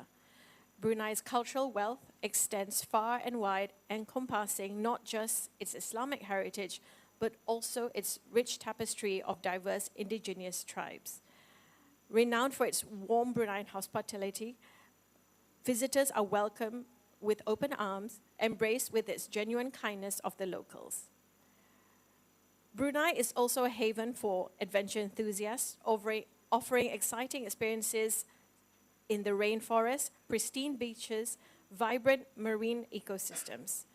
Even if you're not much of an adventurer, Brunei's abundant nature treasures offers breathtaking sceneries, and it is a perfect retreat for those seeking serene landscapes, a place to relax with a peaceful environment to pause and unwind. I will explore this further and share some photos with you in the next few slides. As I mentioned earlier, Brunei may not conform to everyone's expectations, but unlike destinations boasting towering skyscrapers and designer havens, Brunei stands out for its distinctive character. Next, and it is what makes Brunei unique. So let's begin with what makes Brunei truly special: our breathtaking and renowned rainforest and rich biodiversity. Embracing a commitment to environmental sustainability, Brunei has adopted a sustainable approach to tourism. Our initiatives are designed to ensure that tourism not only showcases our natural wonders, but also preserves and protects them for future generations. What you see in this picture is a canopy tower in Ulu Tumburong National Park that provides access to the canopy walk and offers breathtaking views of the Brunei rainforest. Next. You may have come across footages of our canopy walk or some seen in drone footages of our Ulu Tumburong National Park. And as breathtaking as these visuals are, they can never truly capture the feeling of experiencing it firsthand. The surge of adrenaline and the sense of accomplishment and the unique rewards you gain from being immersed in the actual environment far surpasses what any video or image can convey. But it's not all just getting to the top, it's for us learning along the way. The plants, the barks, the trees all have different important end users in our everyday lives. Next.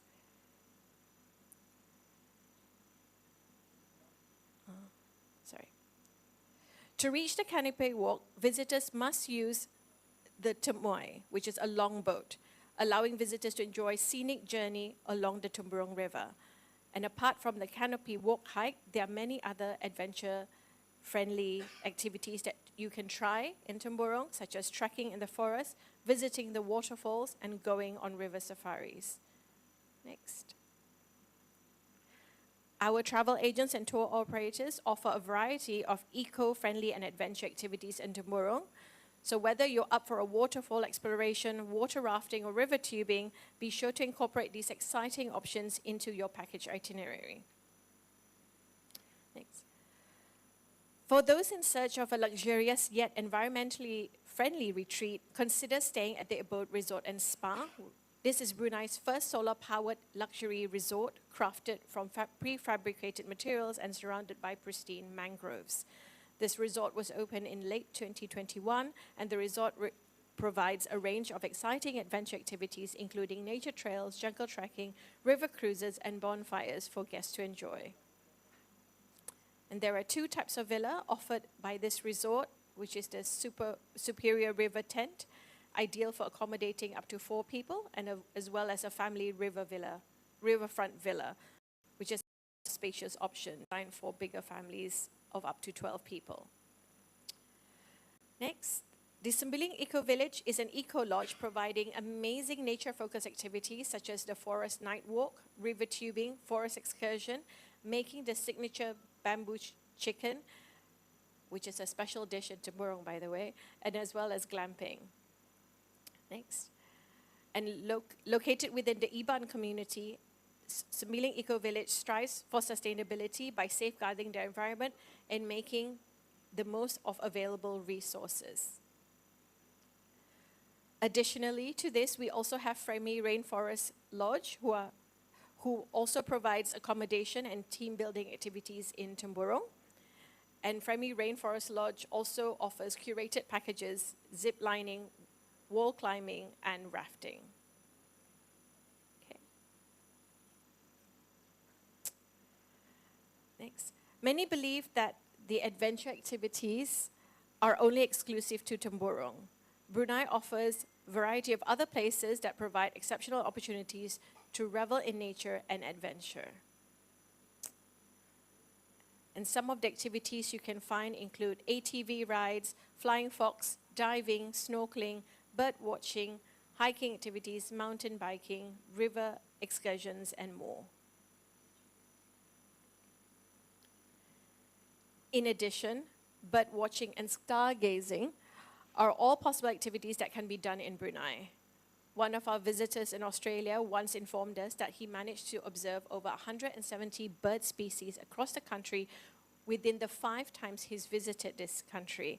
And amongst his treasured sightings was the rare bearded bee eater. That bird, if you are a bird watcher. Okay.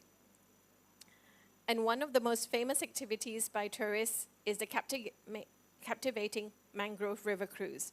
And this river cruise provides visitors with an opportunity to explore the picturesque waterways in lush mangrove forests.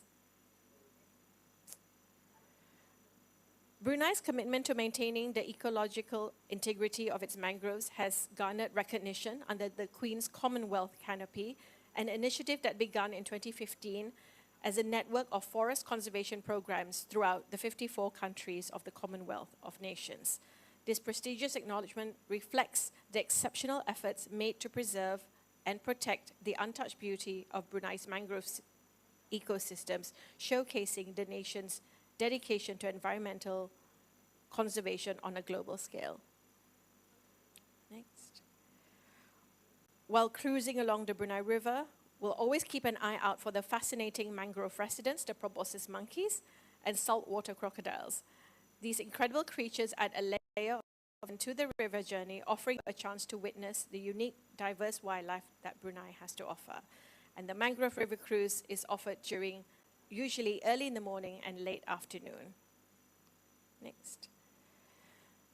Crocodiles are commonly observed in the water within the mangrove areas. However, it is normal to witness them venturing beyond their habitat, and you might even catch a sight of them entering the waters around Kampong Ayer, so don't be worried. Next. Visitors seeking a glimpse of the sunset may also want to consider choosing a sunset river cruise option. The Sunset River Cruise offers a scenic journey through the waterways, allowing visitors to witness the beautiful sunset along Kampong Ayer. And some travel agents also offer guided tours that includes fireflies experience, allowing visitors to witness the enchanting sight of fireflies at night in the mangrove areas. Next. And for our diving enthusiasts, Brunei's dive sites have gained popularity over the years, and what sets apart is the relatively unexplored nature of dive sites. The marine ecosystem in Brunei waters remains in their natural state, free from the heavy footprints of mass tourism. This ensures that our diver encounters an untouched water world where corals, gardens flourish and marine species thrive undisturbed. And the purity of Brunei's underwater landscapes is truly a testament of the country's commitment to environmental conservation.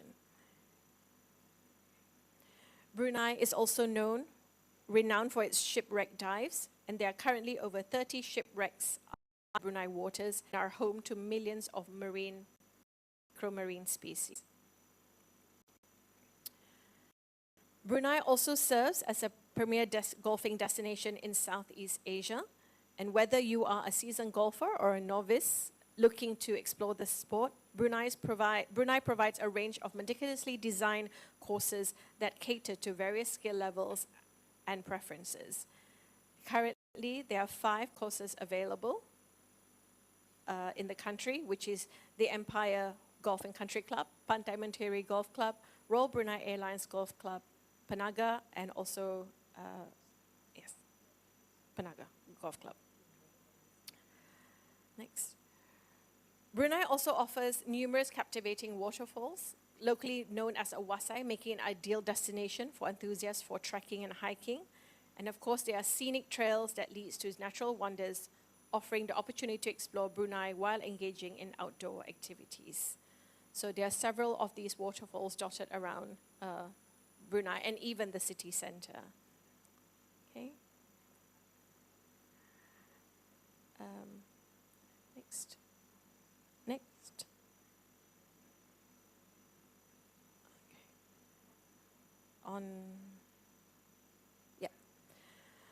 Brunei is deeply rooted in its Islamic traditions with a cultural heritage spanning in centuries. Visitors can explore this vibrant heritage through numerous historical sites and landmarks, such as the Grand Omar Ali Saifuddin Mosque and the Jami Asri Hasnal Bolkiah Mosque. Next. Visitors can also witness and learn the exquisite artistry of Islamic calligraphy at the Islamic Calligraphy or Art Study Center. Next. Opened in 2022, the Balai Khazanah Islam Sultan Haji Hassan al-Bolkiah, also known as the Sultan Haji Hassan al-Bolkiah Islamic Exhibition Galleries, houses His Majesty's vast personal collection of Islamic artifacts, manuscripts, and the Quran. And the design of the Balai Khazanah are also the brainchild of the well-renowned Pei architects, who are the founders and sons of I.M. Pei, the designer of the Louvre Pyramid in Paris, and also the Museum of Islamic Art in Qatar, Doha. Now, whereas for Muslim visitors, there are many other activities also to partake during the month of Ramadan. Brunei, which is predominantly Muslim populated, embraces the Ramadan spirit wholeheartedly. The atmosphere during this month is one of tranquility, introspection, and also devotion. Ramadan offers a unique cultural journey for all visitors, providing insights into Islamic faith, traditions, and the spirit of the community and the warm hospitality of the Bruneian people, which gives a better understanding as well as the country's rich cultural heritage. Brunei's cultural wealth extends far and wide, encompassing not just Islamic heritage, but also other indigenous groups.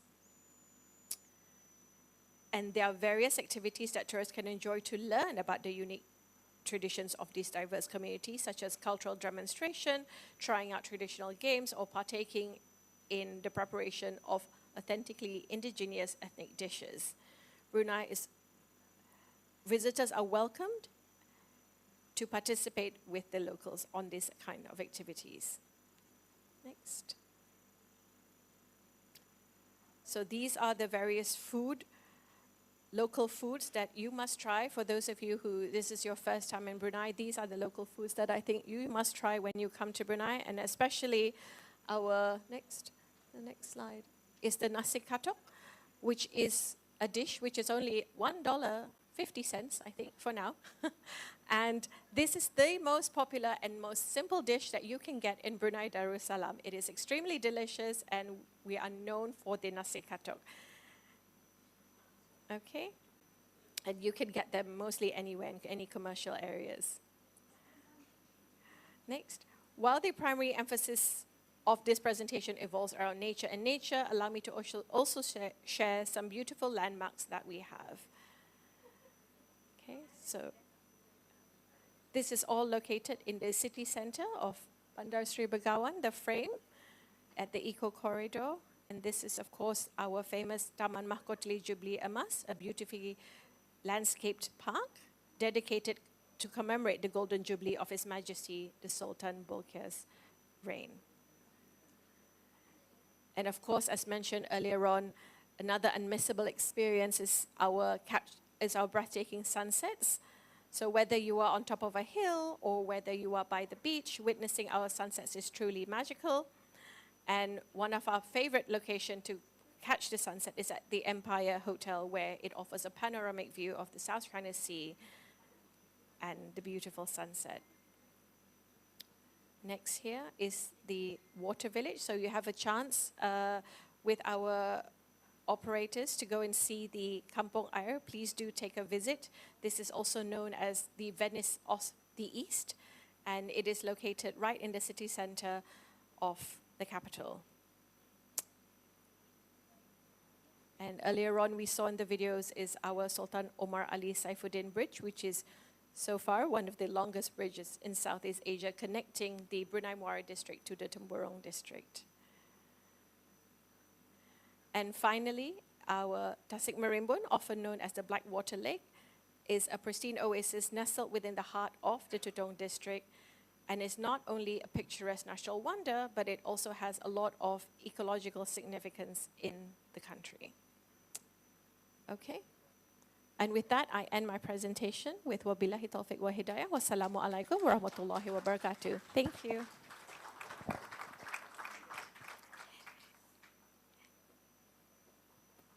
Thank you, ma'am, for the wonderful speech and presentation. May we request the speaker at the center of the stage to receive the plaque of appreciation. May we call on stage Ms. Michelle G. Thailand, GTBA Chairman President, and GTBA Assistant Secgen Charmaine Kirai to award, and also Mr. Joshua Ra Bangi to award the plaque of appreciation.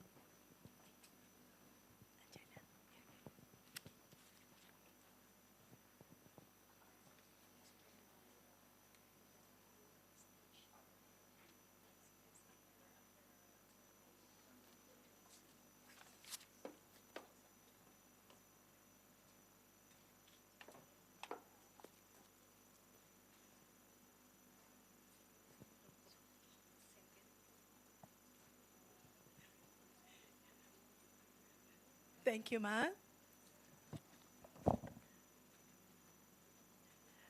Okay.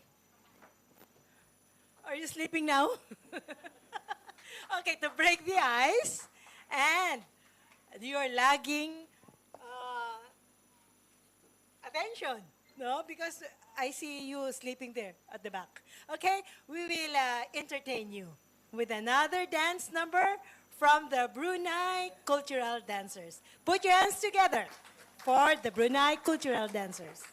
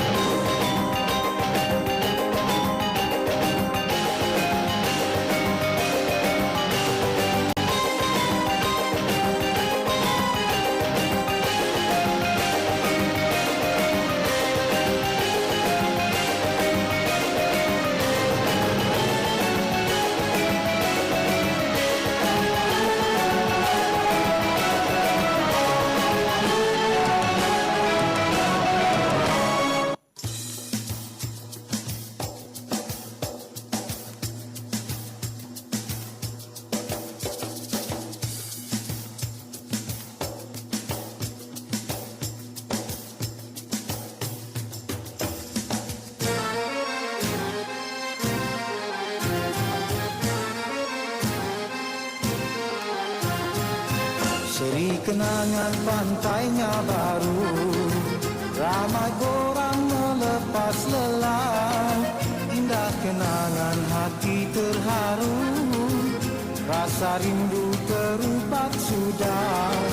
Bukit bendera mula dibuka, Muda Hashim sekolah pertama. Bukitnya nyata dapat dikira, antara kaca dengan permata.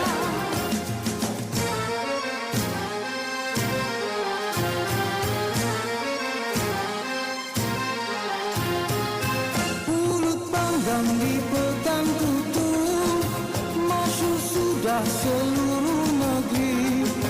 Pulut panggang dipegang tutup, masyhur sudah seluruh negeri. Berat rasa jiwa menanggung, hancur luluh di dalam hati. Berat rasa jiwa menanggung, hancur luluh di dalam hati. Pancur duit ke Tanjung Maya, Sudah sengkarai pergi berkilat, letih dan lesu tidak bermaya. kasih padamu tidak berubah.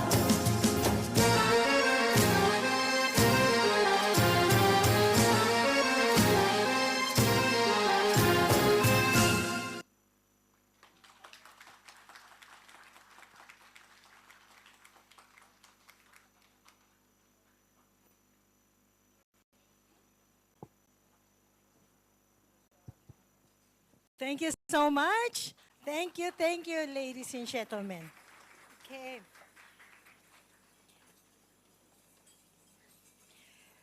So when the ATAP group will go to the Philippines, can you bring your dancers with you? Okay? We need to see more of them, okay?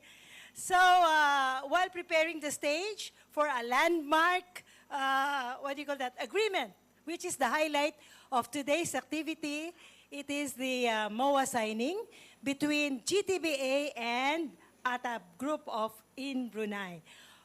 Also, can we, you go ahead, Ms. Miles. I do not know the names, okay? Yeah, ladies and gentlemen, may we call on Her Excellency Marian Jocelyn Tirol Ignacio and Madam Yang Mulia Dayang Salina binti Haji Mod Saleh, Acting Director, Tourism Development, on stage to witness the MOA signing. And also, may we call on the Board of Trustees of GTBA and ATAB to join us on stage for the photo op. Okay.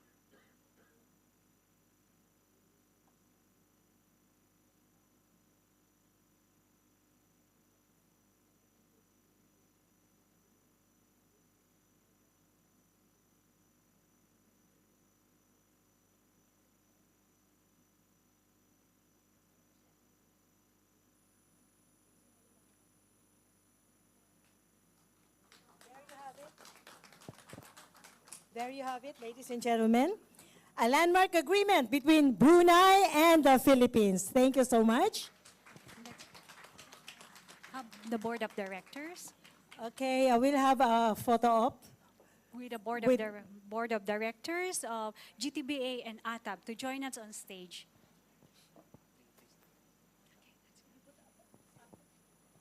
Can you put up the agreement, please? Scope.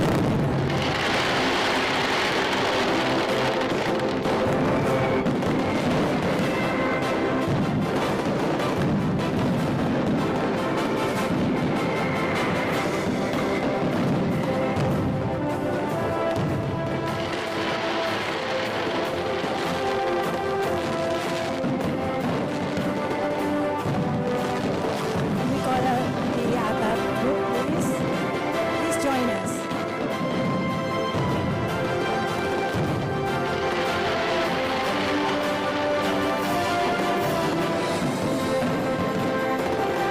We call on also our VIPs to call and others. Please come on stage, sir. All the VIPs, speakers, special guests.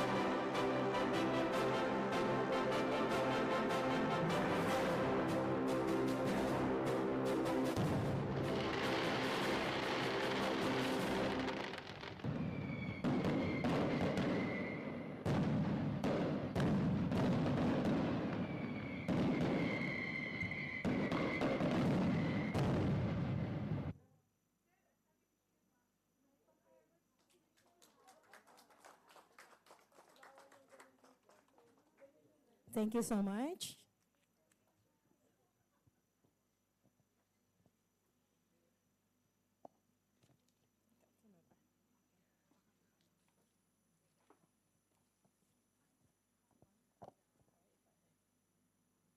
Okay, please somebody remove the tables and chairs. Thank you. Okay, relax for a bit. And we'd like to tell you that no event by GTBA without surprises at the end. So please wait for it, okay? So, Miss Miles, Okay, hold on, please. there are surprises after. Okay. Miss Miles? For a moment, please.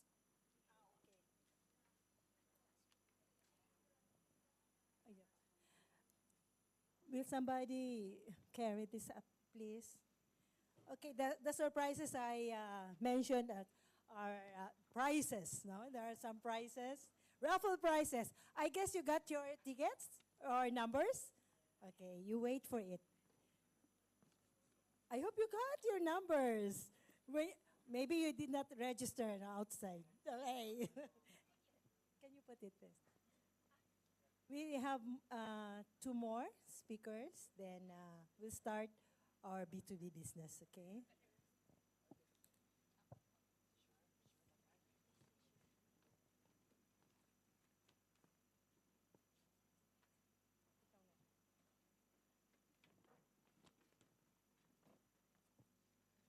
Thank you.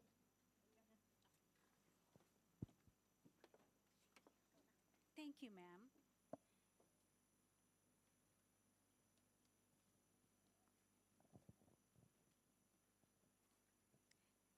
I would like to introduce the next fourth keynote speaker. Okay. He is currently handling a position of being a municipal mayor of Malay Aklan, popularly known for Island of Boracay. Okay. His special skills are legislation and public administration. He is also a member in related association, Kiwanis Club of Boracay, Philippine Coast Guard Auxiliary.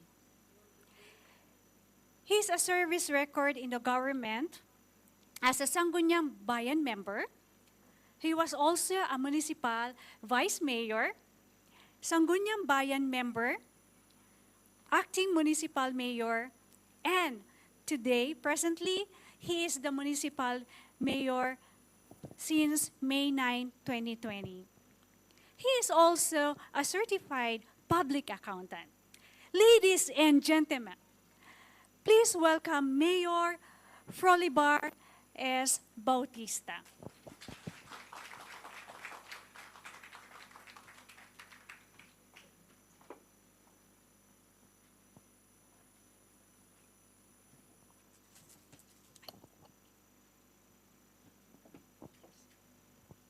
Thank you very much, Ms. Miles. Palakpakan mo natin.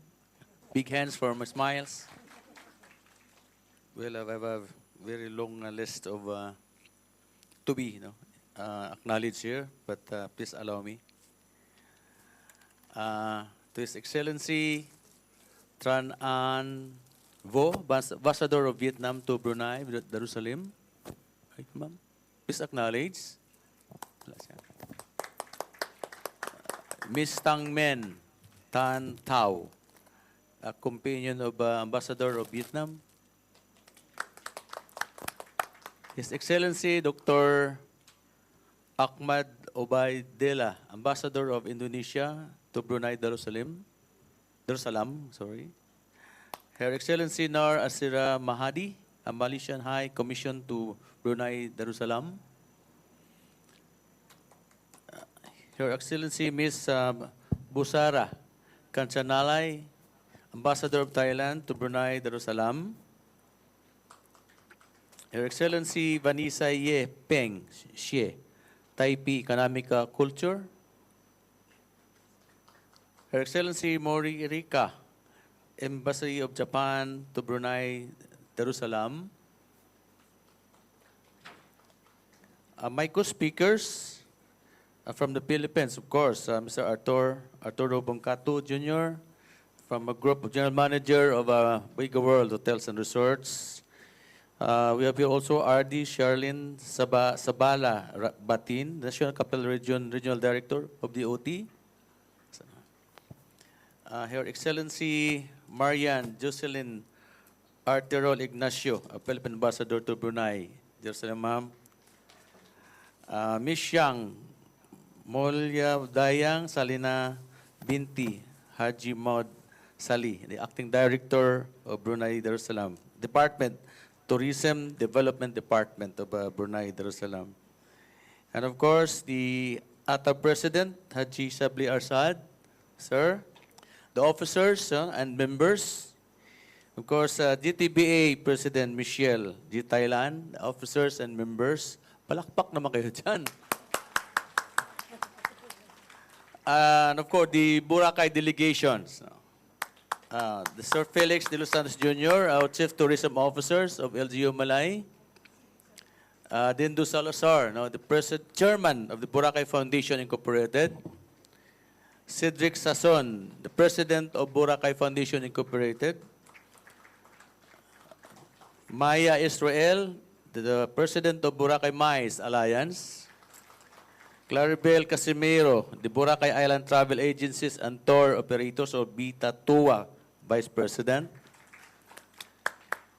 The Travel and Tours Operators from Boracay also. Bobby Casimiro, the B&C Island Leisure Tours. We have, of course, Celen Celine Sason and Pauline Sason, the Southeast Tours of Boracay. Shingli Dagohoy, the Shingli Tours. Nico Villasulis, Mega World Hotels and Resorts. And of course, my wife, Maricho Bautista, is with us also. And again, His and Her Excellencies, ladies and gentlemen, a pleasant good afternoon to each and every one of you. Good afternoon. Well, I have no presentation. As you saw, the presentation of Sir Arturo Bongcato, I think that's enough also about regarding Boracay now. Well presented and actually approval from the mayor. No? Sir Art, approve yung presentation mo. So let me begin by expressing my gratitude, of course, to Ms. Michelle Gitaylan, no? The chairperson and founder of the Global Tourism Business Travel Associations, for inviting me, no, as a guest of honor and one of the speakers of this Global Tourism Business Association. Second General Membership Assembly, back-to-back Global Travel Exchange and Roadshow here in the beautiful country of Brunei Darussalam and its impressive capital city of Bandar Seri Begawan, Bruneian Ambassador to the Philippines, Excellency Megawati Datu Paduka Haji Manan. My personal appreciation in your kindness during our historic visit, your historic visit in Boracay. I hope one day soon you can again us in Boracay Island, the crown jewel of tourism. This is my time to sit forth here in this fabled, tiny but exceedingly rich and of the island of Borneo, with its traditional monarchical government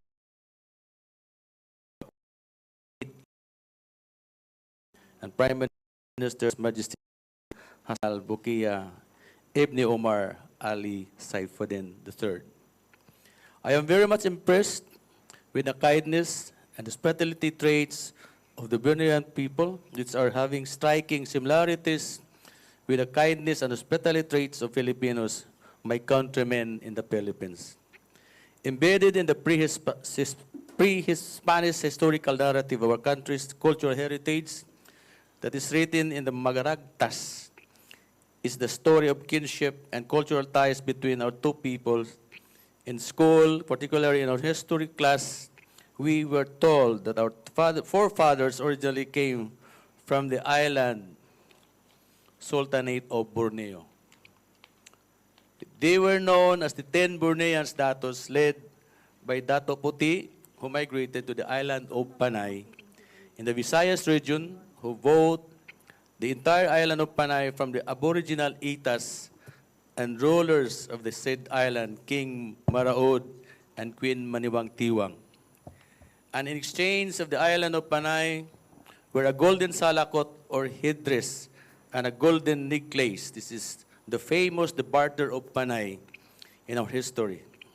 The 10 Bornean Datos, we were told, settled in the island of Panay and divided into 3 kingdoms of sultanates, namely Irong-Irong, now known as the Iloilo Province, Hamtik, known as the Antique Province, and Akyan, now known as the Province of Aklan, and Capiz, respectively, where Boracay Island belong. Well, that's all I could share for now about the historical background as is recorded in our history books regarding the cultural kinship between our two countries, the Brunei Darussalam and Philippines. Today, we are here gathered here for this prestigious second Global Tourism Business Association General Members Assembly, back-to-back with the Global Travel Exchange Roadshow. In the words, we are here to talk about tourism business, exchange, and all businesses that are related to tourism industry, and for that we really mean business. This year's GBTA theme, Strengthening Global Connection, is very timely in the face of the post-pandemic era, when the tourism industry all over the world is gradually recovering, since the world has breathed in sigh of relief after the lifting of COVID-19 pandemic as a global health disaster that had put the world economies down to their knees. And yet, another regional setback of global concerns, such as the ongoing Russian-Ukraine war in Europe, the Israel-Hamas war in the Middle East, and the growing territorial conflict between my country and the next-door boy with rising global power in the South China Sea, actually in the Philippines called and West Philippine Sea conflict, because the situs of this conflict is located in our territorial backyard. Overall, these regional conflicts are seriously affecting the global supply chain, which in turn also affects the tourism industry in these parts of the world. But despite all these regional setbacks, our tourism industry has to recoup and find ways with what will still available with avenues to strengthen our tourism industry here in Asia and the world. One way of which, though this Global Tourism Business Association General Membership Assembly and back-to-back Global Travel Exchange Roadshow right here in Brunei, Jerusalem. On our part, in the Municipal Government of Malay being the local chief executive, I am in consultation with Department of Tourism through the kindness of the Philippine Tourism Undersecretary of Muslim Affairs, Mary Paz Gualderosa Abubakar, the DO Territorial Director of Western Visayas, Crisanta Marlene P. Rodriguez, with the full support of our DOT or Department of Tourism Secretary Cristina Garcia Frasco, Michelle G. Thailand, and other stakeholders, our initial efforts to offer the island resort Boracay as a halal-friendly destination is still in the process with great conviction to fast-track its implementation in consultation with our local imam in the province of Aklan. This is the offshoot of the initiatory talks we had during the historical diplomatic visit about opening halal tourism in Boracay as part of the new initiative to engage in tourism exchange with our Islamic ASEAN neighbors. Brunei Darussalam, as one of the Muslim ASEAN neighbors with its rich cultural heritage, is a great potential partner for tourism exchange initiative in Asian region. I am personally optimistic that with this new proposed of tourism exchange engagements with Brunei and other Islam faith-based countries in the Asian corridor, we will be bringing a fostering better friendly relationship and understanding with our ASEAN neighbors towards a more comprehensive and cohesive regional integrations that embraces the overall diplomatic, cultural, business, and tourism exchanges.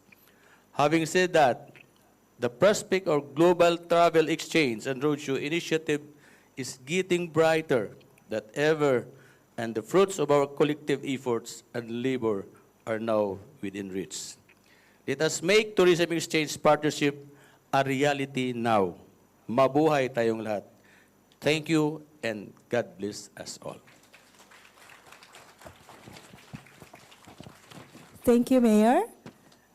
Oh, don't leave the stage, please. Okay, we'll call on Miss Michelle, Okay, Miss Charmaine, and Mr. Josh to award the certificate or the plaque of appreciation.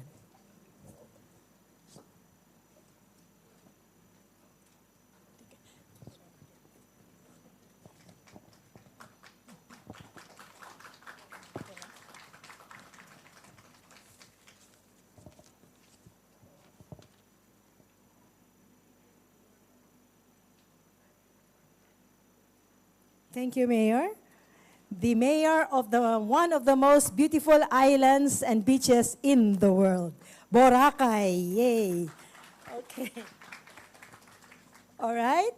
So our last but not the least speaker for tonight, or today, I'm sorry, is a well-known name in the diplomatic world, having practically lived a diplomatic life. In her younger days, she was already a Chevening scholar at Oxford University, taking up foreign service. Before assuming her current post, She served as Consul General to the Philippine Embassy in Tokyo, Japan. Let us all welcome the fearless, empowered woman of the Diplomatic Corps, Her Excellency Marian Jocelyn Tirol Ignacio, Philippine Ambassador to Brunei Darussalam.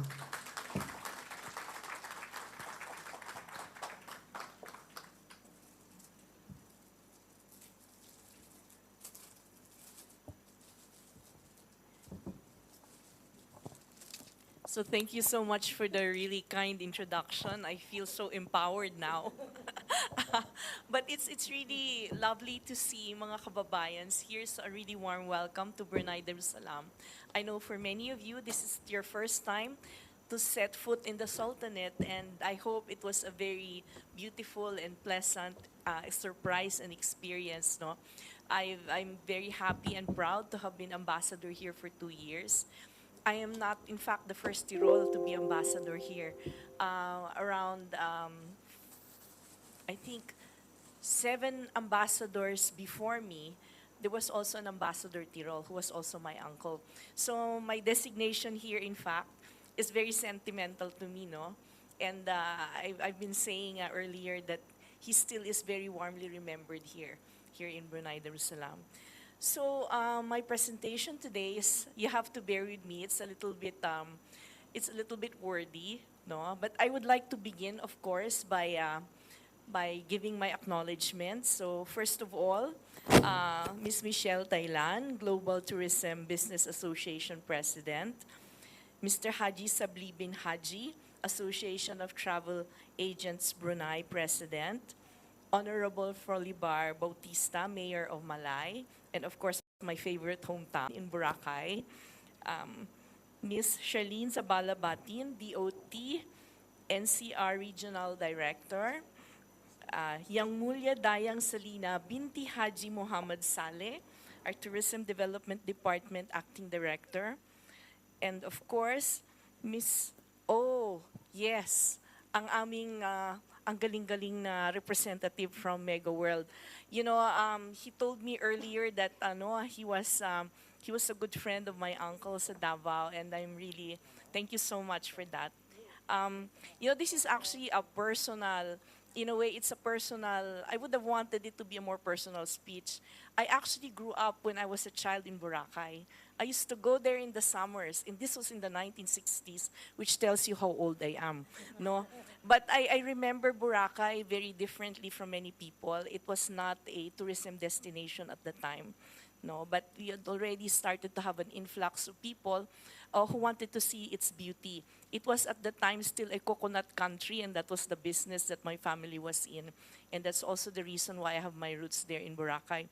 But anyway, so I will continue with my acknowledgements. So I'd also like to greet all the esteemed JTBA members, my esteemed colleagues in the Diplomatic Corps and in the Brunei government, and of course, in other business sectors. Nakita ko Pinggiran Harris was here earlier.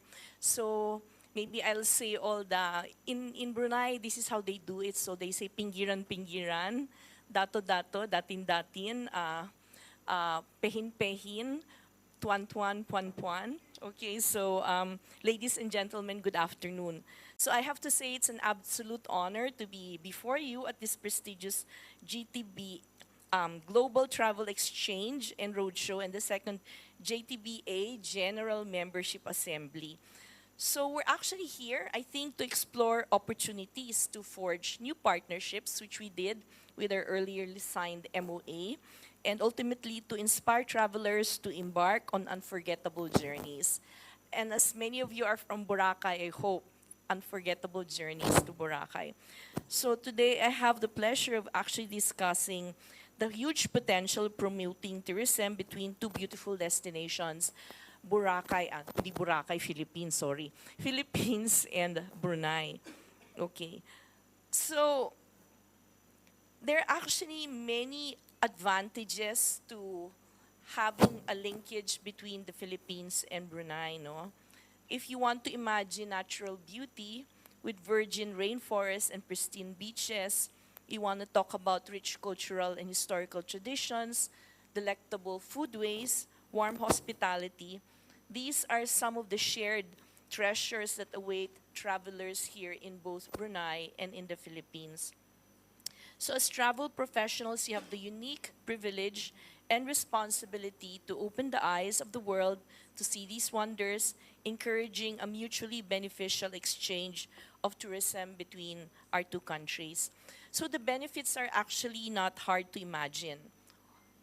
We have very close geographic ties. We're very close to each other. It's only around a 2-hour, trip to the Philippines and to Brunei, between the Philippines and Brunei. We both share highly biodiverse environments, one of the highest in the world, in fact. So that makes us very unique. You may not realize it, but we're actually both English-speaking peoples. The English that we speak is American in the Philippines.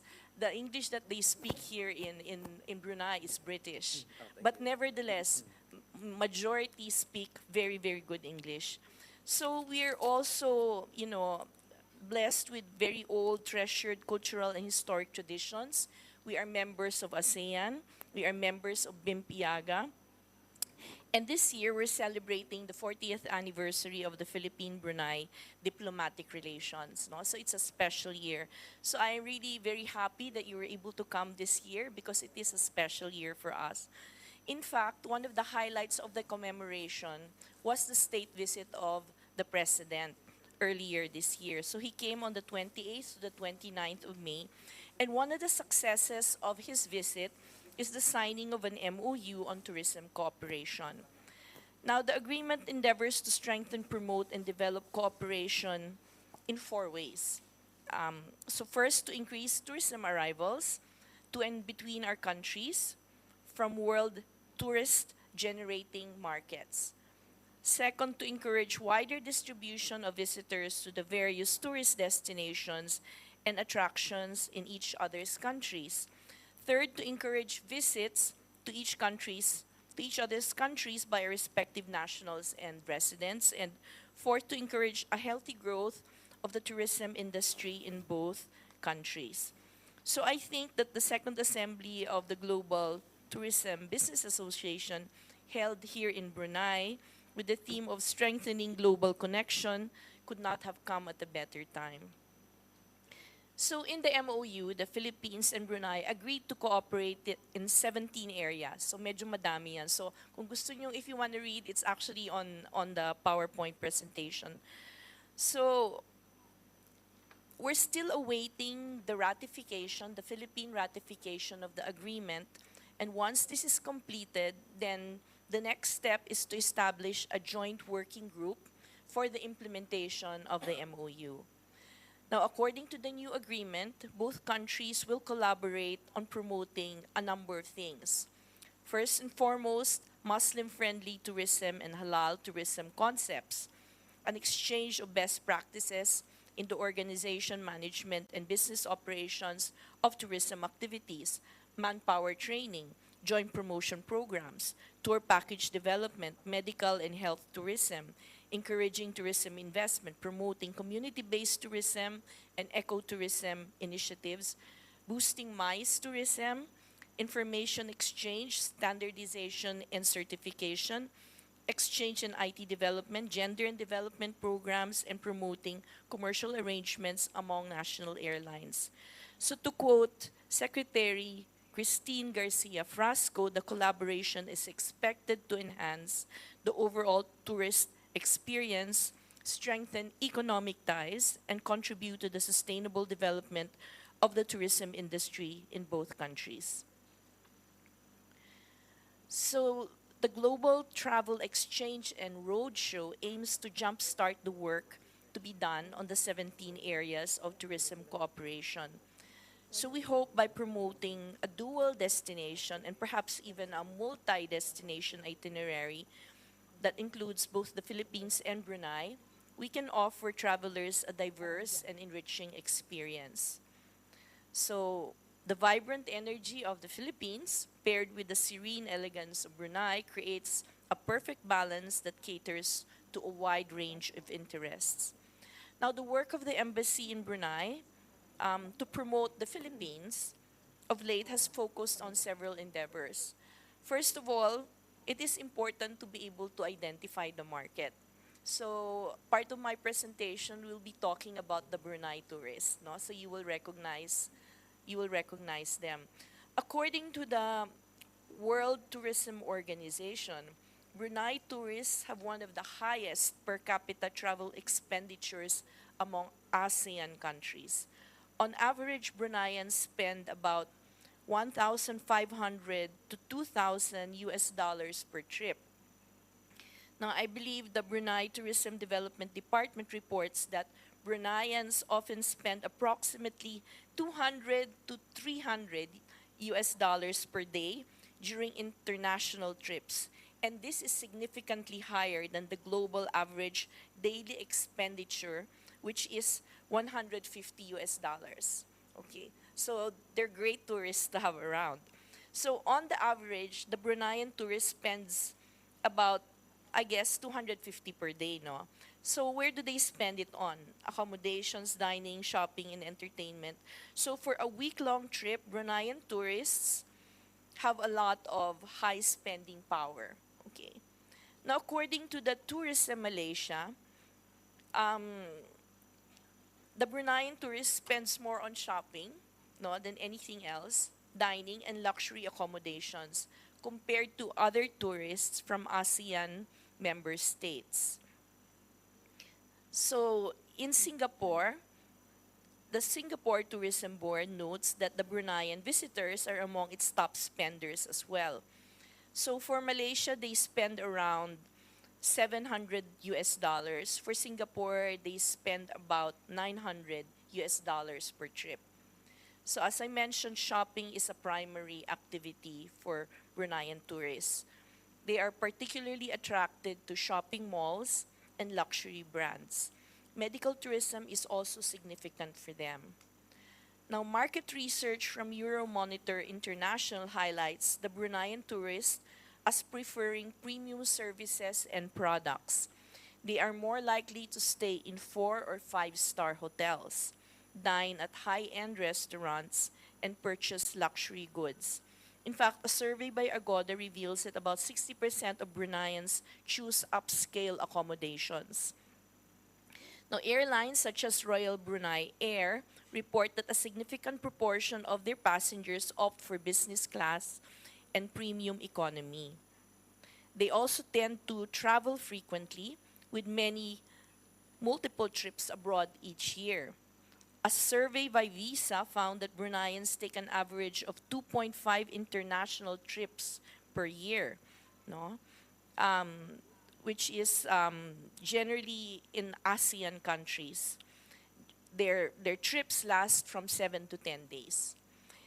And the same survey indicates that Bruneians allocate a significant proportion of their annual budget to travel and leisure activities, often prioritizing travel over other discretionary expenses.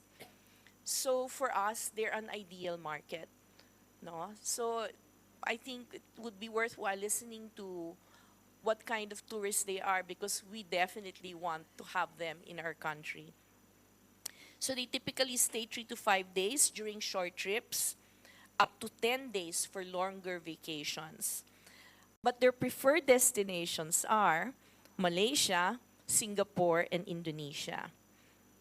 In fact, for Tourism Malaysia, Bruneians made over 1.2 million trips to Malaysia in recent years. This is not necessarily during the time of the pandemic, but also prior to that. Also,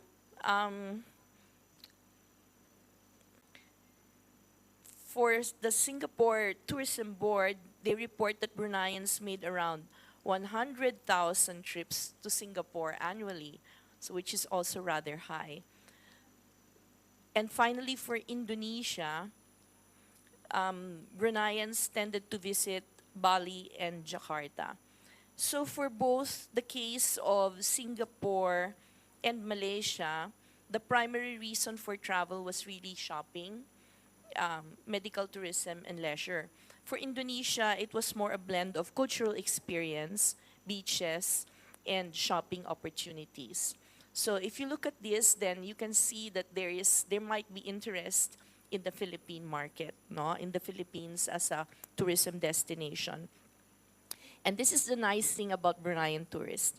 Tourist satisfaction survey reveals positive behavior and good rapport between Bruneian tourists and host countries. So there are low incidents of complaints or negative behaviors reported by service providers in the tourism industry for Bruneian tourists. Also, Bruneians are often seen as respectful tourists who adhere to local customs and traditions. So their ability to communicate in English along with Malay and other languages help in smoother interactions and better experiences for both the tourists and the hosts.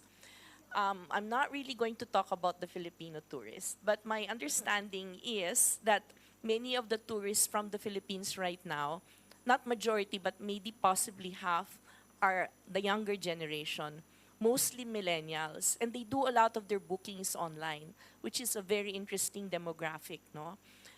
Also, and this might interest Brunei, they tend to go to places where they can experience cultural adventures, no? So they want to look for something unique. And I think they will possibly find that in Brunei as well. So as you can see, I think we have a win-win situation here. I'm not really going to talk about the travel industry in Brunei. I think it was sufficiently discussed earlier.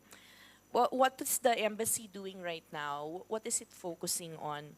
So we have certain strategies for promotion. To promote Philippine tourism in Brunei, the embassy is also looking into sustainable connectivity. So currently, 3 airlines fly directly from Bandar Seri Begawan, Brunei Darussalam to Manila, Philippines, and vice versa. So these include the Philippine Airlines, Cebu Pacific, and Royal Brunei Air. None of them go directly to Mindanao, to Palawan, to Cebu, and Boracay. And this can be a dilemma and a challenge which we hope to address, no? For example, if you want to take a trip to El Nido, it's projected to take a discouraging 10 hours. So we have gorgeous places to visit, but the connectivity, we need to improve on it. The good news is that right now, I think there's a lot of discussion. So the good news is I think that we have the Halal Airways now that we're going to be promoting. So that will be coming from Malaysia, no, Asia Air, and then I think what I heard is there going to be a direct flight to Boracay now, or you're working on it. So we're hoping that this can come to pass. It can be a very good beginning. On the side of Brunei, there has been discussions of a new airline here, Gallop Air, and the hope is that this will be able to create new air routes, hopefully not just to Manila, but maybe to places like Palawan. Recently, we just got the news that it appears that there is interest by Cebu PAC to get Air Swift. And if this happens, if this deal pulls through, and if it's true, then this, I think, will improve connectivity tremendously within the Philippine Islands and with our neighbors in the Bimpiaga as well. So, developing travel packages also that combine popular destinations in the Philippines with key attractions in Brunei, providing value and convenience for travelers, will certainly be made easier with connectivity. So this connectivity extends itself not only to air travel and sea travel, but also to road networks without traffic, easy accessibility of shopping destinations near airports, and a free-for-use digital network for tourists. Okay. So another thing that I think is important and which we are looking at is supporting infrastructure that is vital in the area of creating a Muslim-friendly transit country and destination for the Philippines. Considering that Brunei is predominantly Islam, no? So majority of the Bruneians are practicing Muslims. So one thing to look at perhaps are the airports with their facilities, restaurants, so maybe souvenir shops, are they halal? So this is something we can look at. Is it a comfortable choice for pilgrims to go to the Umrah or the Hajj?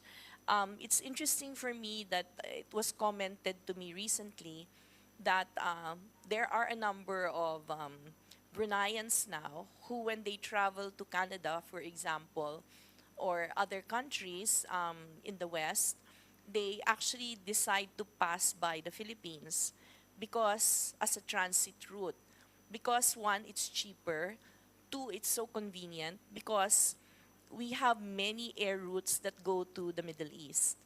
And because of that variety and diversity of routes, then it's very easy for the Bruneian to transit in Manila, go to Dubai, and go to any other destination that they want. And it's a more comfortable ride for them. So this is something I think that we can capitalize on. But it's very important that we do have the facilities. Right now, I'm really heartened by the news that we have more Muslim-friendly establishments in the Philippines.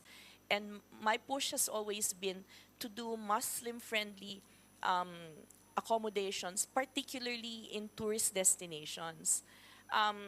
If we have to start somewhere, you might as well start in areas where we expect a lot of Muslim tourists to come. If we want people to come to Boracay, we would like at least that there would be, a lot of facilities that will be very friendly to Muslims. So in this regard, it would be certainly very interesting to be able to have the opportunity to invite investments from Brunei and to find possibly interest in the hotel and restaurant industry of the Philippines, no?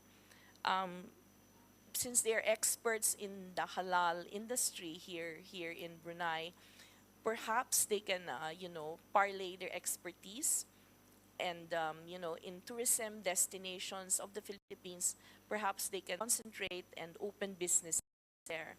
And business can be very varied. It does not necessarily have to be just a restaurant or a hotel, but it can also be in terms of trading and providing ingredients, possible services that are all related to providing a Muslim-friendly accommodation or service.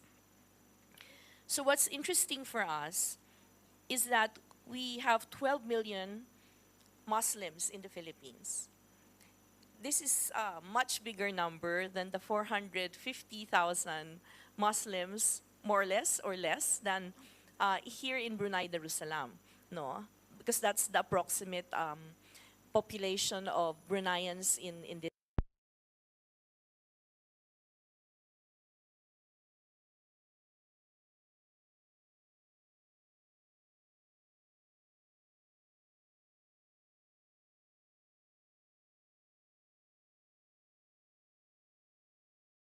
Then definitely it will be easier for the Bruneian tourists to come to and enjoy our many offerings. So much as we would like to take advantage of having, Brunei enclaves like a Korean town, for example, a Brunei town, realistically, the numbers will not be able to bolster this kind of possibility. But since we have a large Muslim population anyway, I think it will be more than enough economy. So we will need Brunei as an invaluable partner in learning to develop a nascent Philippine halal industry, halal tourism industry in particular.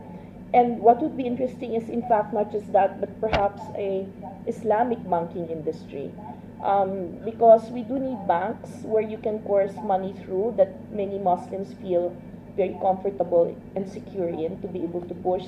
So that's something that the Philippine Embassy is also pushing for currently. In the Philippines, we now have 3 banks that are investing. We have 3 Islamic banks. So we've always had El Amana. And then Malaysia has invested with Etica, and quite recently we understand that we now have Maybank. So if this grows, then there will be tremendous possibilities for the Philippines as a halal tourism destination.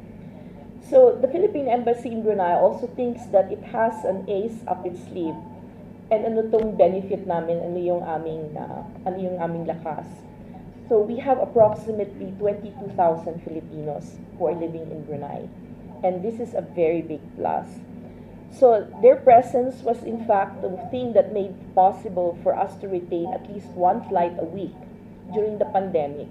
This was because they were able to ferry both people and cargo between the Philippines and Brunei.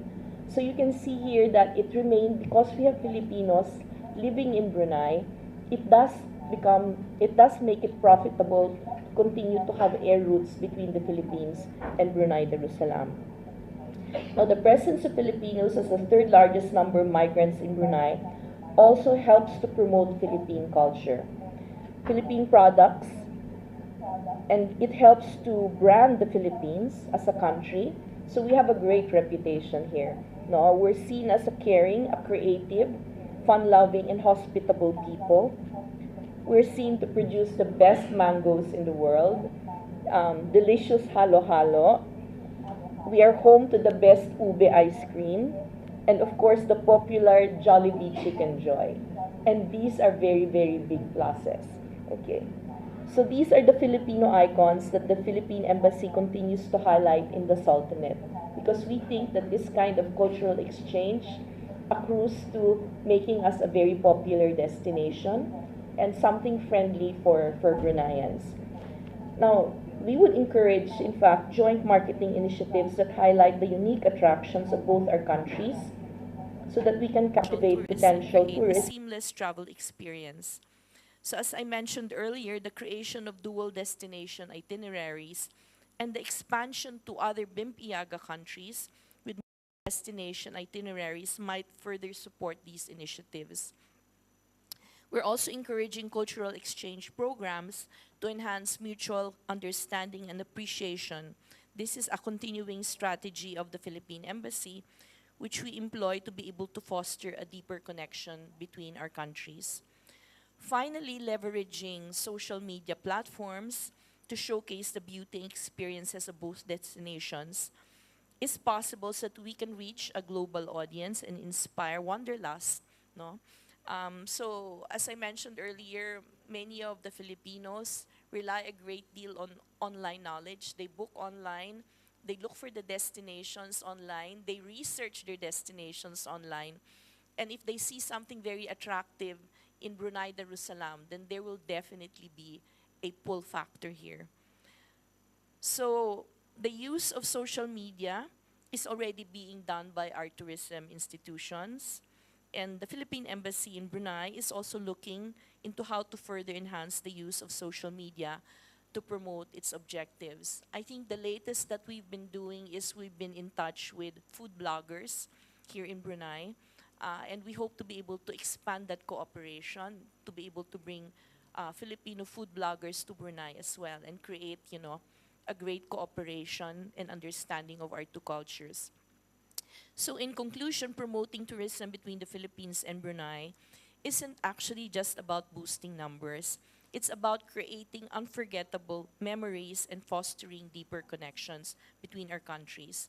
So I'd like us to embrace this opportunity to showcase the best of our worlds and to craft experiences that will leave travelers yearning for more.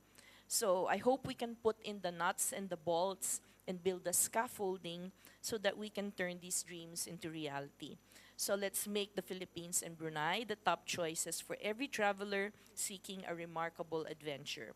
Let's continue to inspire the world one journey at a time. So thank you for your attention, and I look forward to collaborating with each and every one of you to promote the magnificent destinations of the Philippines and Brunei, and particularly, of course, what is close to my heart, Boracay. Thank you very much. Thank you so much, ma'am, for the inspirational speech and presentation. May we request the speaker at the center of the stage to receive the plaque of appreciation, and may we call on stage Miss Michelle G. Thailand, GTBA Chairman President and GTBA Assistant Sec Gen, Sherman Kiray and Joshua Rabangi, to award the plaque of appreciation.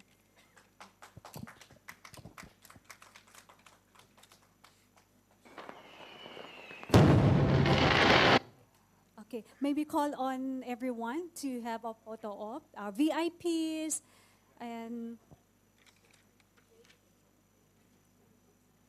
travel agency agents. Let's have a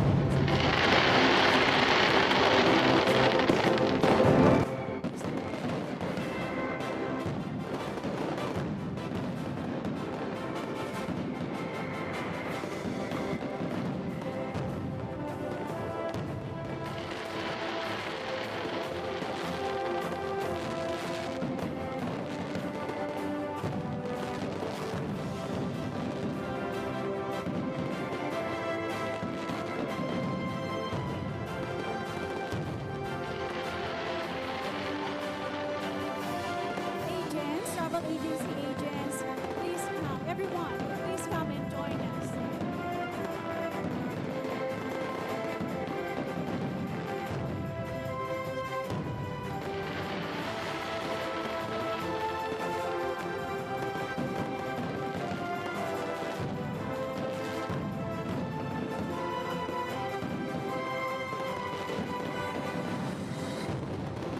May we request all the participants at the back to please come in front for the photo ops.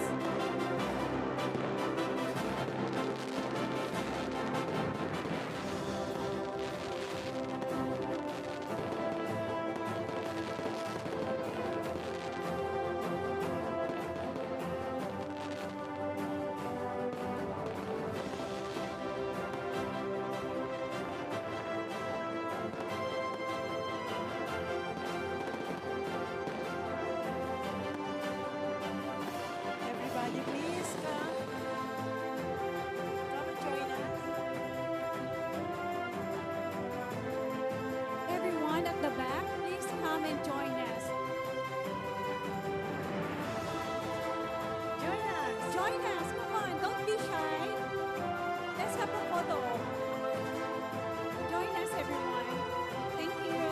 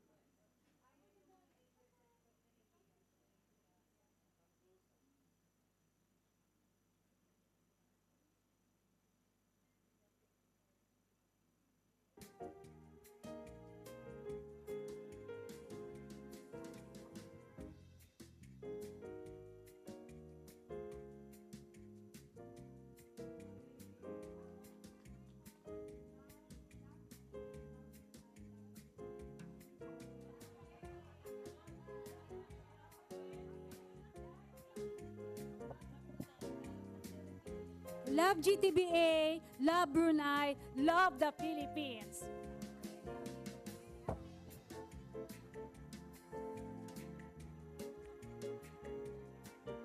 One, two, go.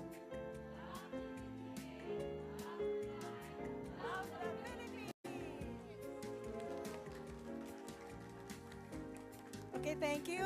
Refreshments are served for the guest speakers and VIPs on that holding room over there. And for us, buyers and sellers upstairs, this way, please. Okay, and we hope to have our dinner by 6. Now, No, the refreshments first. our program is not yet over. Ladies and gentlemen, please stay until the end of the program. We have a lot of exciting prizes. Okay? Buyers and sellers, you can now mingle and connect. Make friends. All right. Make business. Okay? Thank you. Okay, Oh, terima that's it. kasih Brunei. Maraming salamat Brunei. We look forward for seeing you at the future GTBA.